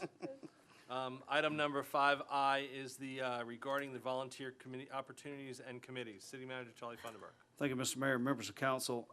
At our workshop held previously, council had discussed ways to engage citizens that were interested in volunteering in different aspects of the city. The direction that I was given at that point in time was to meet with senior staff and pick their brain and see what we could come up with as far as some realistic opportunities. And that's what I want to discuss with you tonight. This is easier for the folks viewing at home. Council, you do have copies of this up at your seat. But this is the what you see before you here. It would be a Parks, Recreation, Tourism Commission. Under this, you would have five appointed folks from that would be appointed by staff, or excuse me, by council. That would include a liaison from TK Connect, which we'll talk about that in just a moment. A marketing fundraising person, a community events person, a recreation, and then a parks and facilities. Those are the blocks that you see in gray. Okay, now, how does this open things up for additional volunteers? Well, under each one of those, you see various sundry of other opportunities. These would be ad hoc groups that could have as many or as few people as what they would need. They could meet as frequently or as infrequently as they needed. One of the things that we often hear, especially like with with our Community Relations Committee, well, hey, I want to help out with 4th of July, but I'm really only interested in the lamp parade, and I really don't want to come to a meeting once a month, on the second Tuesday at 7 o'clock for 2 years. But I'd love to help out with the land parade, or I'd love to help out with the party at Windjammer, or I just want to help out with the fall festival. This gives people a lot more flexibility. As we discussed it, we've also started working on developing a kind of a dashboard app, or not app, but form that we could put on our website where folks could go onto the website, submit their information, and have a list of different check boxes of things that, hey, I'd like to help out with this, I'd like to help out with that, and we can start building a volunteer database, so to speak. That would generate an email directly to Joey Blethen, our Parks and Recreation Director, and then he would get that information out to the appropriate people. So if somebody checked and said, yeah, I'd love to help out with work days at the Living Memorial Garden, then he would push that towards the Beautification Committee and let them know, hey, here's some people that have expressed interest in helping out. If they say, hey, I want to help out with 4th of July, he would point them to the appropriate commission member for them to be able to have that contact information and move forward with it. So you're going from one CRC group that's got up to 11 people to an opportunity to have about 20 other groups and give people an opportunity to get involved with the areas of interest that they may have. Now, in addition to that, we came up with an idea called Tega Connect. Connect meaning connecting neighbors to enrich the city together. Couple things that we've heard here recently is the city does a horrible job at communicating with people, and people don't know what's going on, and people want to help out, but they don't know how to help out. We think this, if we can get this up and running, we think this could tackle a lot of those obstacles. Basically, not splitting, but identifying different sections of the city. Some will be more easily identifiable. To use the mayor's neighborhood, you've got Winsong. In Lake Ridge, okay, bam. But then you've got other areas in traditional TGK where we may look to group Point Clear and Windward together, and things like that, where it makes sense, but to put them into sections. Now, from there, we try to identify, or even whether it's because we've got a relationship with somebody in there at the staff level that we interact with, or through solicitation, asking folks to, hey, tell us you're interested. We identify neighborhood captains or chairpersons. We meet with those folks on a quarterly basis, and that's to get them information that they can give to, a lot of these neighborhoods. They've got email listservs, they've got social media pages, things of that nature, and help share that information. They can also bring information back from their corner of the world back to us. It also allows us to work with them if they've got an idea for a beautification project in their neighborhood. Allows us to work with them and assist with them and help facilitate that. A lot of the things that we hear from folks is, I've got a problem in my area. Not really overly concerned with the entire city, but heavily concerned with what's happening in their backyard, happening in their neighborhood. And this would be an opportunity for staff to work with them, give them an opportunity to network with one another, and things like that. Outside of that, it was really just kind of somebody wanted, if a group of people wanted to help with fundraising for Camp Cadet, that would be great. But it just kind of short-lived kind of things, and we were trying to come up with something that might be a little bit more sustainable, opportunity to reach out to a variety of different people and get them involved in various different levels based on what their time commitment wanted to be. So with that, I'll hush and turn it back over to you, Mr. Mayor, for any questions or comments. Are there any questions or comments? Yes. Jen? I like the Connect idea. About 8 years ago, I think it was, I was involved in something very similar to this. And there was a huge problem. Dissemination of the information. Just couldn't figure out how to do that. At that time, our volunteers were not giving access to emails, addresses, which was one way we thought we could reach people. Obviously, 8 years ago, Facebook was not like it is now, which is crazy. But dissemination of information was a huge issue, and we couldn't overcome it, and we never continued. The other thing was, how do we reach residents who don't have computers or have internet? And that's usually our older population. So it's not like we're going to be providing them with a way to connect. If it's only through social media, we're going to still be leaving them out. Print material was something that was discussed at that time, but cost obviously was a factor. Well, and that was one of the things that we thought with these quarterly meetings, where and at these quarterly meetings, you would have myself or our assistant city manager, the police chief, fire chief, or a representative from the departments of the city. These aren't closed meetings, even though they would be scheduled with the captains or whatever you want to call them from each section. They're open to the general public. So those that don't have the internet access or aren't online, or they're not doing social media, things of that nature, they can absolutely come to those meetings and get that information.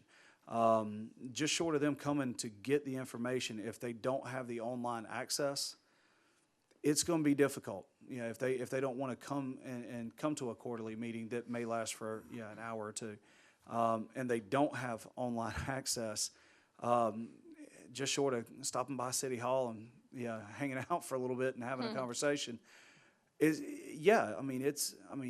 will be difficult to get them all the information that we have to provide if they can't get online. Yes. I'm not saying I dislike the idea. I'm just. But to your point, I think it would be easier for you in your neighborhood to know what neighbors didn't have access to internet, Facebook or whatever, and they're not participating in that, as opposed to me, because I'm not in your neighborhood. Right, So I think if you have a captain in a neighborhood, yeah. that would be helpful to get the information out, because you can go to that person, ring their doorbell and say, hey, what's up? kind of a thing. Absolutely. So- Are we going to be able to give whoever these captains are access to, because we have lots of email addresses, is that one of the ways, in addition to social media, that we'd be wanting them to A lot of them, share? yeah, in several of the areas, we've already been told that, hey, yeah, we've all shared each other's email addresses for our street, and, we send out updates to one another, when we hear something or see something, things like that. Yeah, Lake Ridge community has a big Facebook presence. I think there's several other neighborhoods here on the peninsula that have Facebook groups, where they're exchanging information and things like that. The email addresses that we have aren't specific to neighborhoods and things like that. Some of them don't even live in the city, but they're interested in receiving city information. So us providing email lists, well, first, we've explained to people that we're not going to sell or provide your email addresses. You're signed up for us, but Right. we wouldn't know where those people are anyway. Now, this would be something that these neighborhood groups have Yes. to decide to do on their own or not. Right. That's not something the city can get involved in. How do we get people to know about this so that they can form a neighborhood group? Well, the way I see it is it's a lot like our Citizens Academy that we attempted to do 7, 8 years ago and didn't get anybody. We rolled out our first one this past year and had 27, 28 people signed up. We've already got people that are signing up for the next one. We do a huge marketing blitz on it, publicizing, advertising it with all of our different areas that we have now to generate that interest. So you have the email addresses of all of those who are in the Citizens Academy, correct? That's correct. Is it possible to reach out to them now and throw this out to them saying, hey, you attended our Citizens Academy, we got the impression you Sure. liked what you did, can we float this idea by you, would you be interested in being one of those captains? Sure, absolutely. I mean, I Absolutely. think I was sort of going in the same direction, but. Which is to- scary in itself. Yeah, right there. And he and I have the same birthday, so we got all kinds of problems going on. But But I'm younger. yeah. I'm not necessarily sold or not sold on this. I applaud the effort, and I think anything we can do to bring the community together more is a good thing. But, as opposed to or in addition to going to folks that went to the academy and saying, what do you think?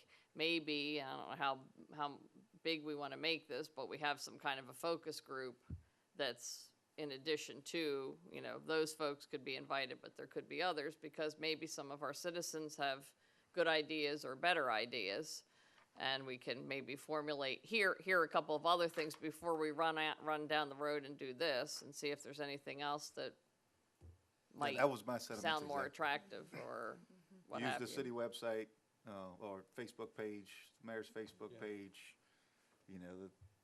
the different avenues that we have to potentially spread the word to get some feedback. Get some feedback. Yeah, Yeah. and I mean, this is certainly not bad, but maybe there is something else out there. I don't know. Are you, now, You're hearing different things. I'm hearing two things. I'm hearing you say, yeah, these are okay, but I think there should be other opportunities. And I think what I was hearing Mr. Richard say is, here's other ways where we can get the word out about this program. So like- is it these I these think- aren't enough and we need Feedback more? Or, on I the- think or feedback? Ryan and I Okay. are in. Like, Okay. here's agreement. what we're thinking, what do you guys think? Do you have any suggestions, ideas opinions, or- improvements? Yeah. Again, just reaching out, like we said before, it's the highest median income city in the state of South Carolina. Let's reach out to these people and get their opinions, because this is a great job, by the way. But we may have a couple of great ideas just floating out there that they could throw our way. And by the way, I don't think that the city does a terrible job information sharing. You started out your talk about people saying that we do a miserable job at this, and I don't Just I don't relaying agree what with we hear that. at City Hall from Okay, time to well, time. I'm just telling you. I mean, I think you guys have done a tremendous job the last few years, really trying to get everything out there and responding to people's needs. So, doesn't mean we can't do better, we can't do more, but I don't think you should kick yourself in the backside. Myself. Yes, ma'am. You all right?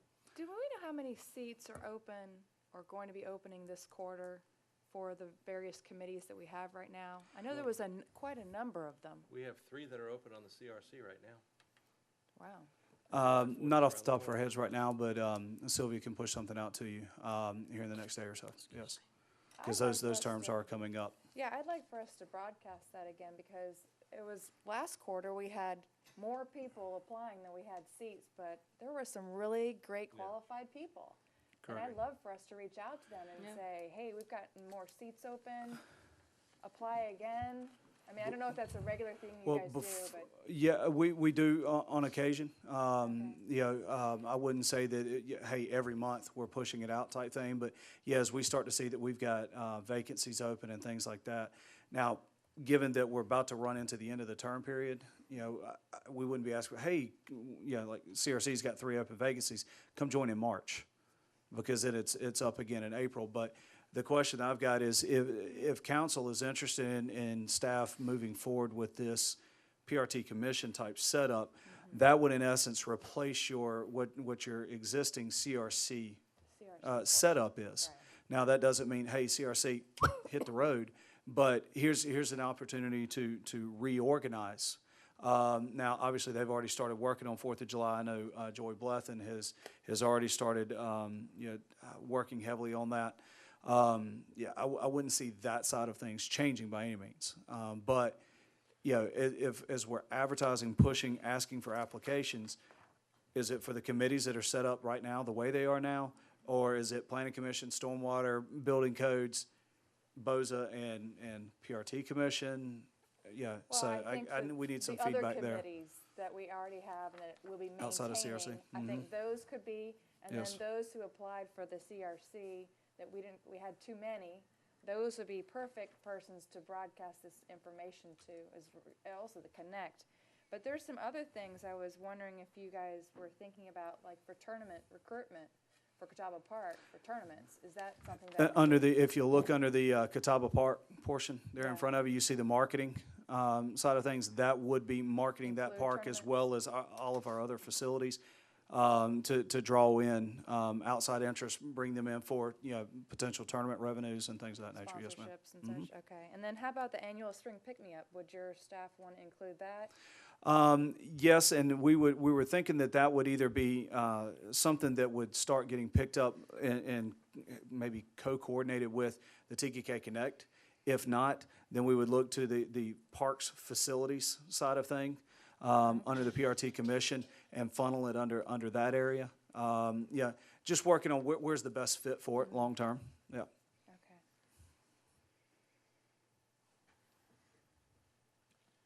Any other comments?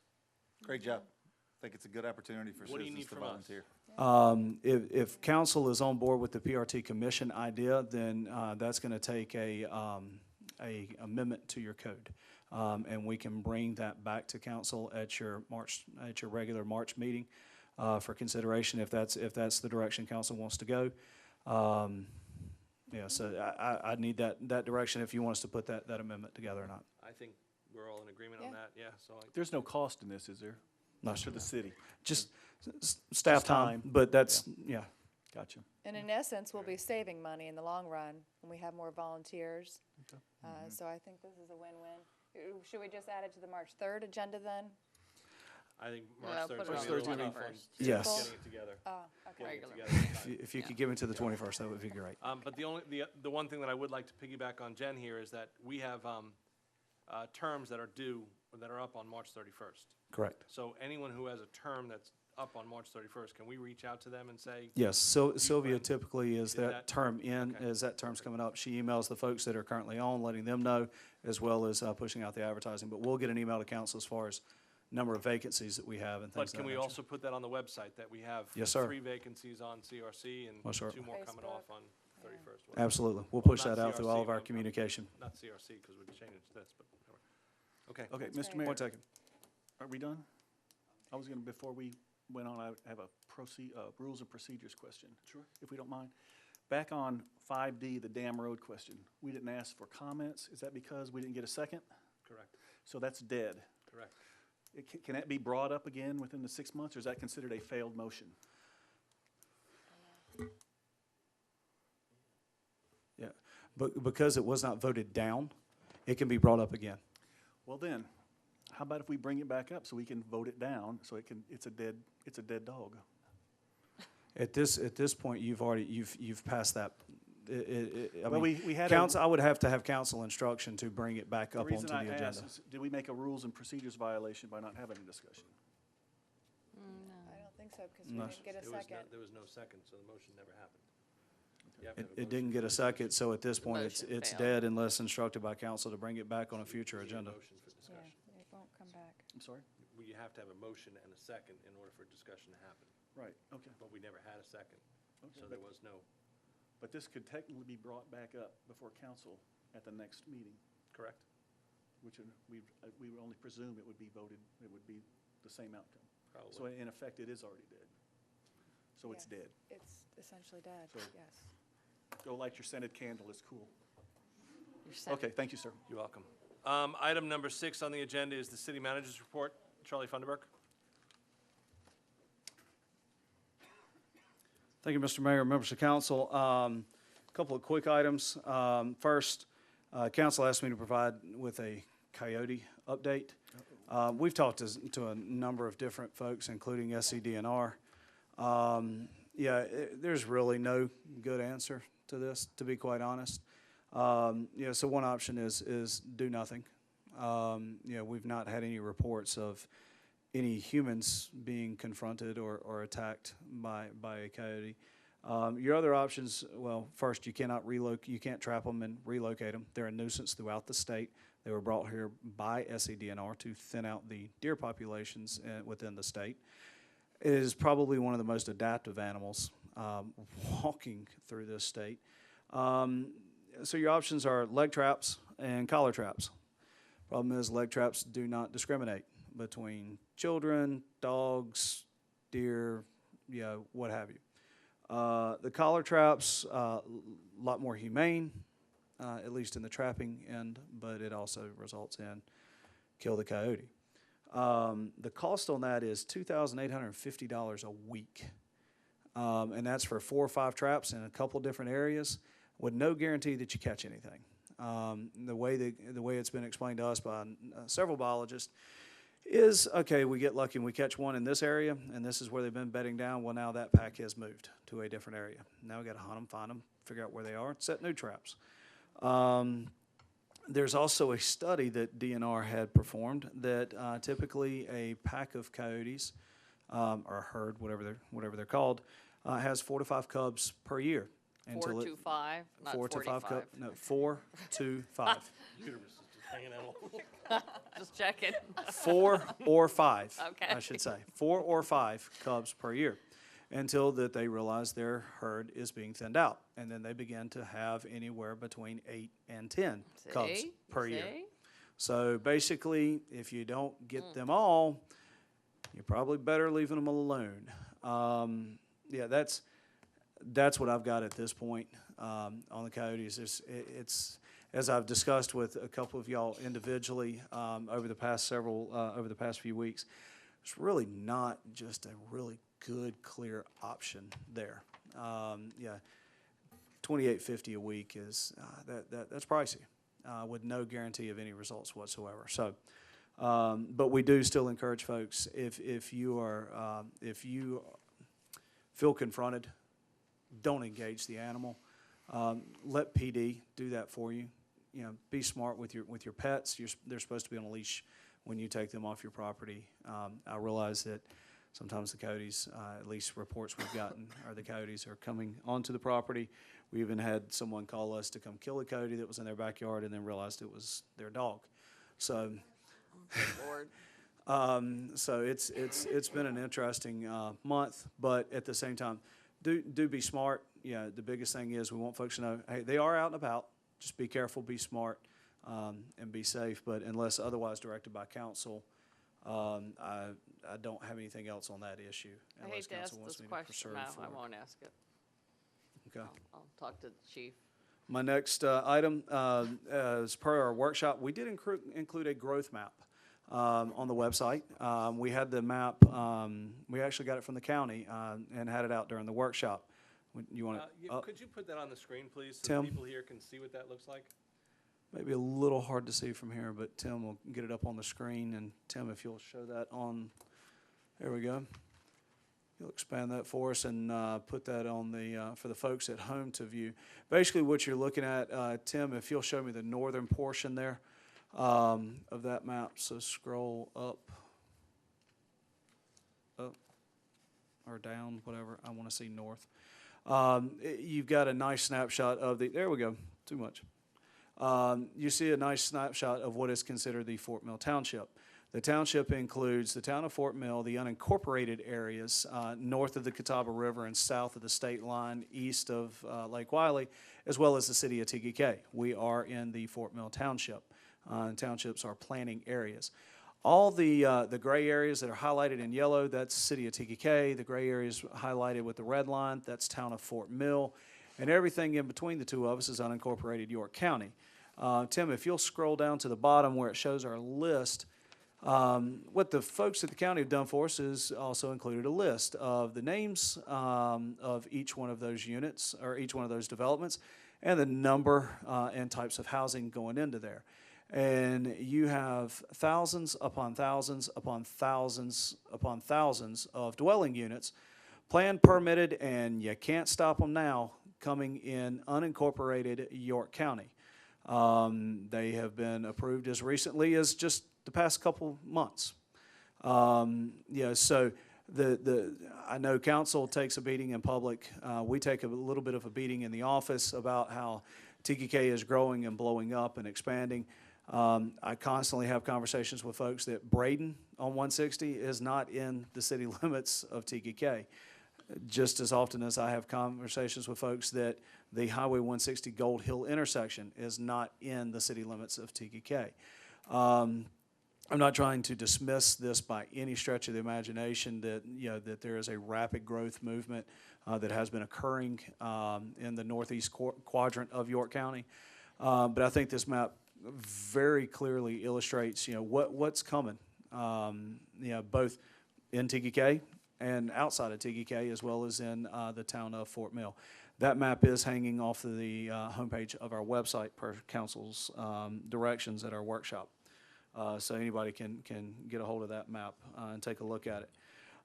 Council, if y'all recall back, well, it was prior to our new members joining us, we had an issue with the York County billing on the tax records for our stormwater fee. Yeah.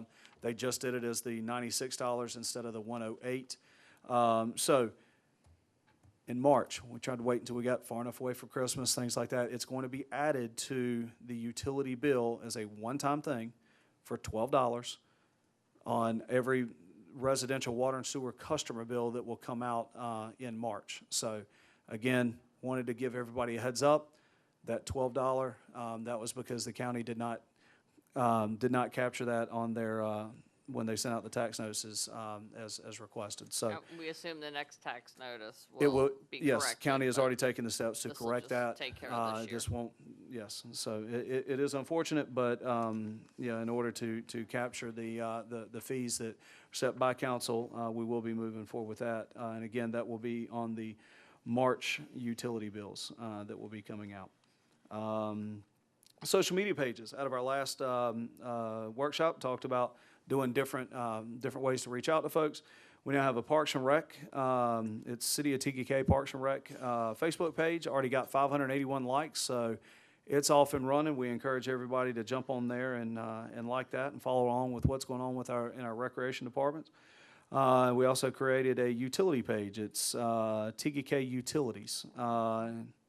158 people have jumped on that one. So not as much fun stuff to share there as what we have, but we will be sharing a lot of our the construction projects that is related to the rehabilitation of the sewer system. So we'll be keeping folks up to date there as well as on our website. So we've got those up and running. I know a lot of you on council attended the Polar Plunge that TK Police and Fort Mill PD hosted. Great job done by all. They raised $11,000. Their goal was $10,000. I did want to share an email I received from Chief Parker. He says, I wanted to thank Chief Szymanski and his guys at the fire department for the help with the Polar Plunge. I can't tell you enough how great it's been working together with Chief Szymanski and his staff, the event would not have been near the success without their help. They cooked hot dogs, had the bonfire, and helped serve all the citizens. This type of teamwork only comes from the leadership up top. Please take the time to thank Chief and his staff on my behalf. So Chief Szymanski, thank you and our fire department staff for pitching in and helping out with such a worthy cause. I think everybody had a great time there. While I'm on PD, the mobile units that council approved, actually as of today, we've got all those installed. The first round of them, we've got part of staff that's trained as trainers on them, so they're using them first, and then they're going to start implementing with the rest of them, and you'll be fully operational by the end of this month, which is great news. It'll allow our patrol officers to stay out in the field, visible to the public more, versus having to come back to the office to do their reports and things of that nature. They'll be able to do them out in the field. This does include mobile printers, as well as we will be adding the e-crash units, as far as being able to scan the driver's license, print things out very quickly in a timely fashion. So, again, allowing our officers to be more visible in the public. So we're looking forward to the full implementation of that over the next month. The sign regulations survey that council asked to be put together, Planning Commission did discuss that, and they appointed Kathy Masters and Doug Burns to spearhead that. The report I've gotten from Susan is they are actively working on it and having conversations with her, so looking for good things to come from there.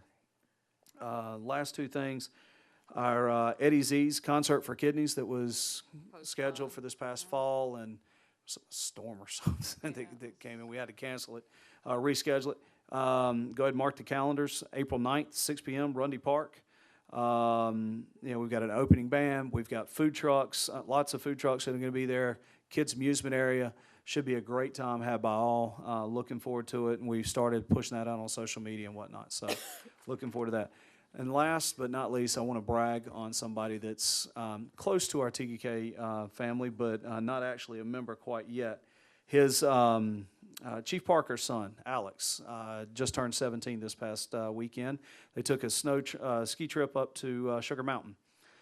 While on the mountain, Alex came across a 10-year-old boy who had broken his arm. He was all by himself. Alex stayed with him for close to an hour until Ski Patrol got there and helped him, which I thought that was admirable in and of itself. On Monday, as they were coming home in the icy conditions coming down Highway 321, an SUV in front of them skidded out of control and flipped end over end and side over side. The chief jumped out, ran to the vehicle. There was gas spilled everywhere.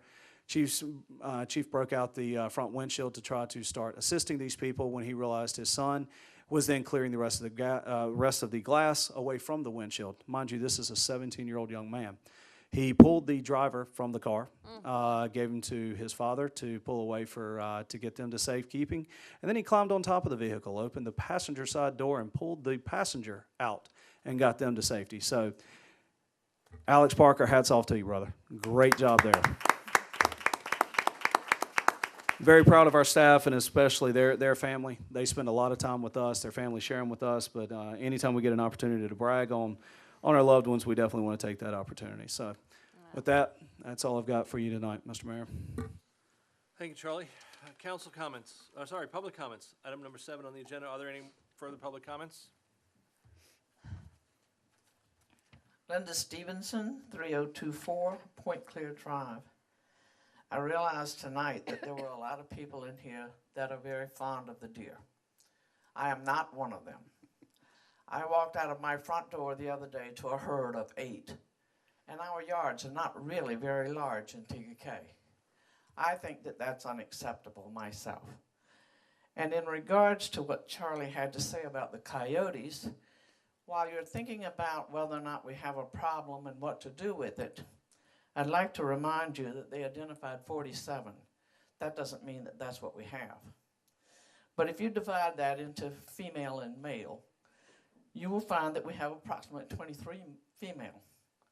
And those female will produce at least 2 a year if they are more than a year old.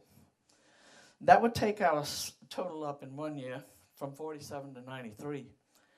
And in 3 years, ladies and gentlemen, we'll go to 367 if you do your math. What I'd like to ask you to do is to consider this. when you're looking at whether or not we have a problem.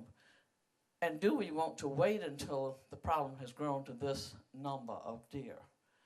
Also, the coyotes will increase with the deer.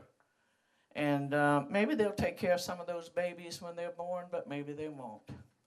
So I appreciate you thinking about this as you consider whether or not we should do that. And again, I'd like to point out that the DNR does not recommend people feeding the deer because it makes the problem worse. Thank you. Thank you. Any other public comments?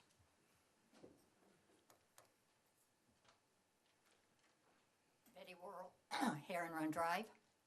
As speaking about deer, every morning, well, not every morning, but most every morning, I have coffee with at least 12 to 14 deer, and I live on 1/3 acre. I love the deer. I think they're fine, so I don't plant anything that they like to eat because they eat everything anyway. But I have been hit by a deer, and not me, my car. And just yesterday, my neighbor across the street, as he was coming home, a deer jumped out and hit the back of his car. He didn't even know what hit him. So there are bad things that happen. The main thing that I was going to mention, but I see that you're going to go into executive session, is I wanted to report on what happened about the restaurant. Oh. Thank you. Thank you.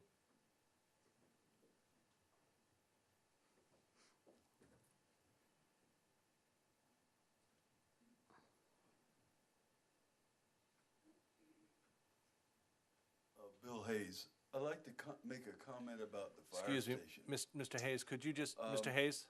Have y'all considered reduplicating the fire station that you have already?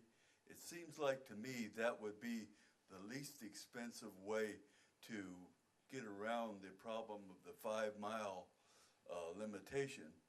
And you could use the same plans, the same thing, instead of having a new fire station with all kinds of amenities and all that stuff. It seemed like that might be a more effective solution and save a lot of money. Yes, sir, we are considering every cost-effective measure we can. Any other public comments? There being none, go to council comments. Ryan, want to start us off? It was pleasant tonight to see 40, 50, 60 people here. You know, that's one of the things we've been trying to figure out is how do we get more people to attend. So it's definitely a breath of fresh air. I know we had a lot on the agenda, so that got a lot of attention. But that's what we want to see every month. The more participation we have, the more advice we could get, the more input from our citizens. That's what we're looking for. And I know we've been sitting here for 3 hours, but personally for me, I love hearing all the comments from the public. Keep them coming. And that's all I got. Thanks. Jen? Charlie, I was just curious about recycling. How is the city doing since we've already had problems with people putting too much trash in the recycling bins? And I know we tried to modify. Not heard anything since the last report, so I'm assuming that we're not having the issues that we were. Okay, great, because With we people don't putting want to lose construction, our right. recycling capabilities. So please do not throw your trash into recycling containers, because then the last recycling center will tell us no, and we will not have another location to go to. Yeah. The Catawba Park, I know during the last council meeting, we had asked for engineering, for that particular company to come back with all the pricing that it's going to be costing for, how much, have they been able to put that together yet? The pricing for, What their expenses are going to be instead of us being asked to approve as piecemeal? oh, I got you. No, not at this time. Not yet. Should have that by your March council meeting. Okay, and I know the sidewalk that we had discussed during the last city council meeting. We are your still trailhead- gaining, we are still getting pricing on a couple of the different scenarios, one of which is including lowering the slope of that hill. I hope to have that to be able to do a presentation again at your March meeting. Should have it by in time for that. That's great, thank you. I just want to announce that the Beautification Committee is having a meeting on Thursday at 1:15 in the lower level of the Glennon Center, and they'd love to have volunteers. You can attend work days or just planning meetings, either one. Their next work day is this Wednesday at 9 a.m. in the Living Memorial Gardens. and just bring some gloves and weeding tools, a muck bucket. And there's a new TK Croquet Club junior program I wanted to share. I saw it on social media, and if you're interested, it's for children ages 8 through 13. And if they're interested in learning croquet, which is a real fun non-contact sport, so that might be attractive to some of our youngsters, Terry Hunt can give you more information. And I don't know if he's in the phone book, but he put on social media his phone number, so I'll share it. 803-548-0810.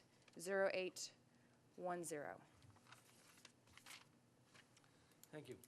Dottie? Yeah, it was a very full meeting tonight, and I echo Ryan's sentiments about having people here. It is good, and I don't know if sometimes you don't think that your comments are heard or that they're ignored, but I, for one, changed my mind on 2 issues tonight based on all of the discussion that I heard in front of me. So don't think for a minute that it doesn't matter, because it really does. You are the city. We are the city. Not the 5 of us, the group, the collection of us. So please do come out from time to time and make sure we're listening and paying attention, and that we hear the details and understand your thoughts as well. It really is very, very helpful. Betty, regarding the food and beverage, we're just, obviously you saw it on the executive session tonight. We're making progress, and I think we expect that in the next few weeks here, we'll have a going forward strategy that we'll be able to talk to everybody about, but that is progressing very well. Charlie, just a reminder for you, you did mention it in terms of having the TCUD page now up on the site. I also asked, maybe it was our last meeting, I don't exactly remember, but for you to put in your city manager's report, and it may not need to come on a monthly basis, certainly quarterly. I think if you could just update all of us on the projects that are going on, the problems that you see, et cetera, et cetera.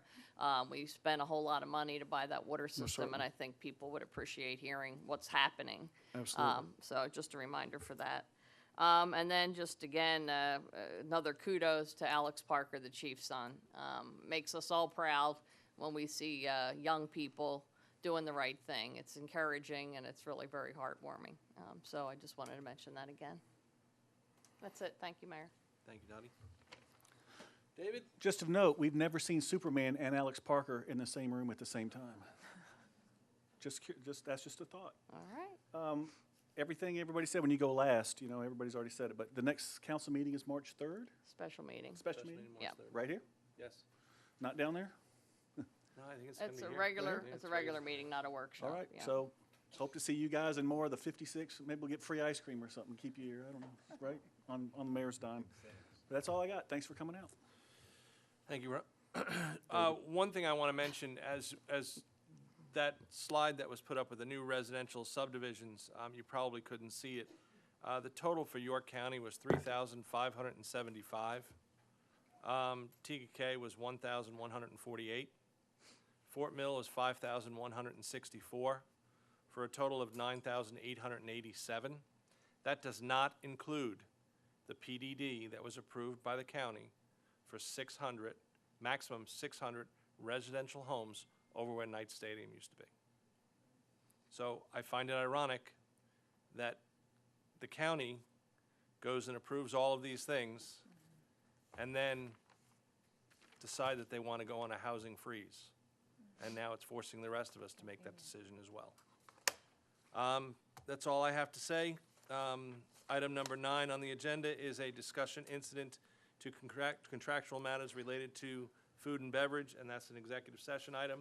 Can I have a motion, please? Mr. Mayor, members of council, I'd like to make a motion that we move into executive session for the purpose of having discussions incident to contractual matters related to food and beverage services. I have a motion by Dottie Hersey. Do I have a second? Second. Second by Jennifer Stalford. Any discussion? There being none, call the question. All in favor, signal by saying aye. Aye. Aye. We're in executive session.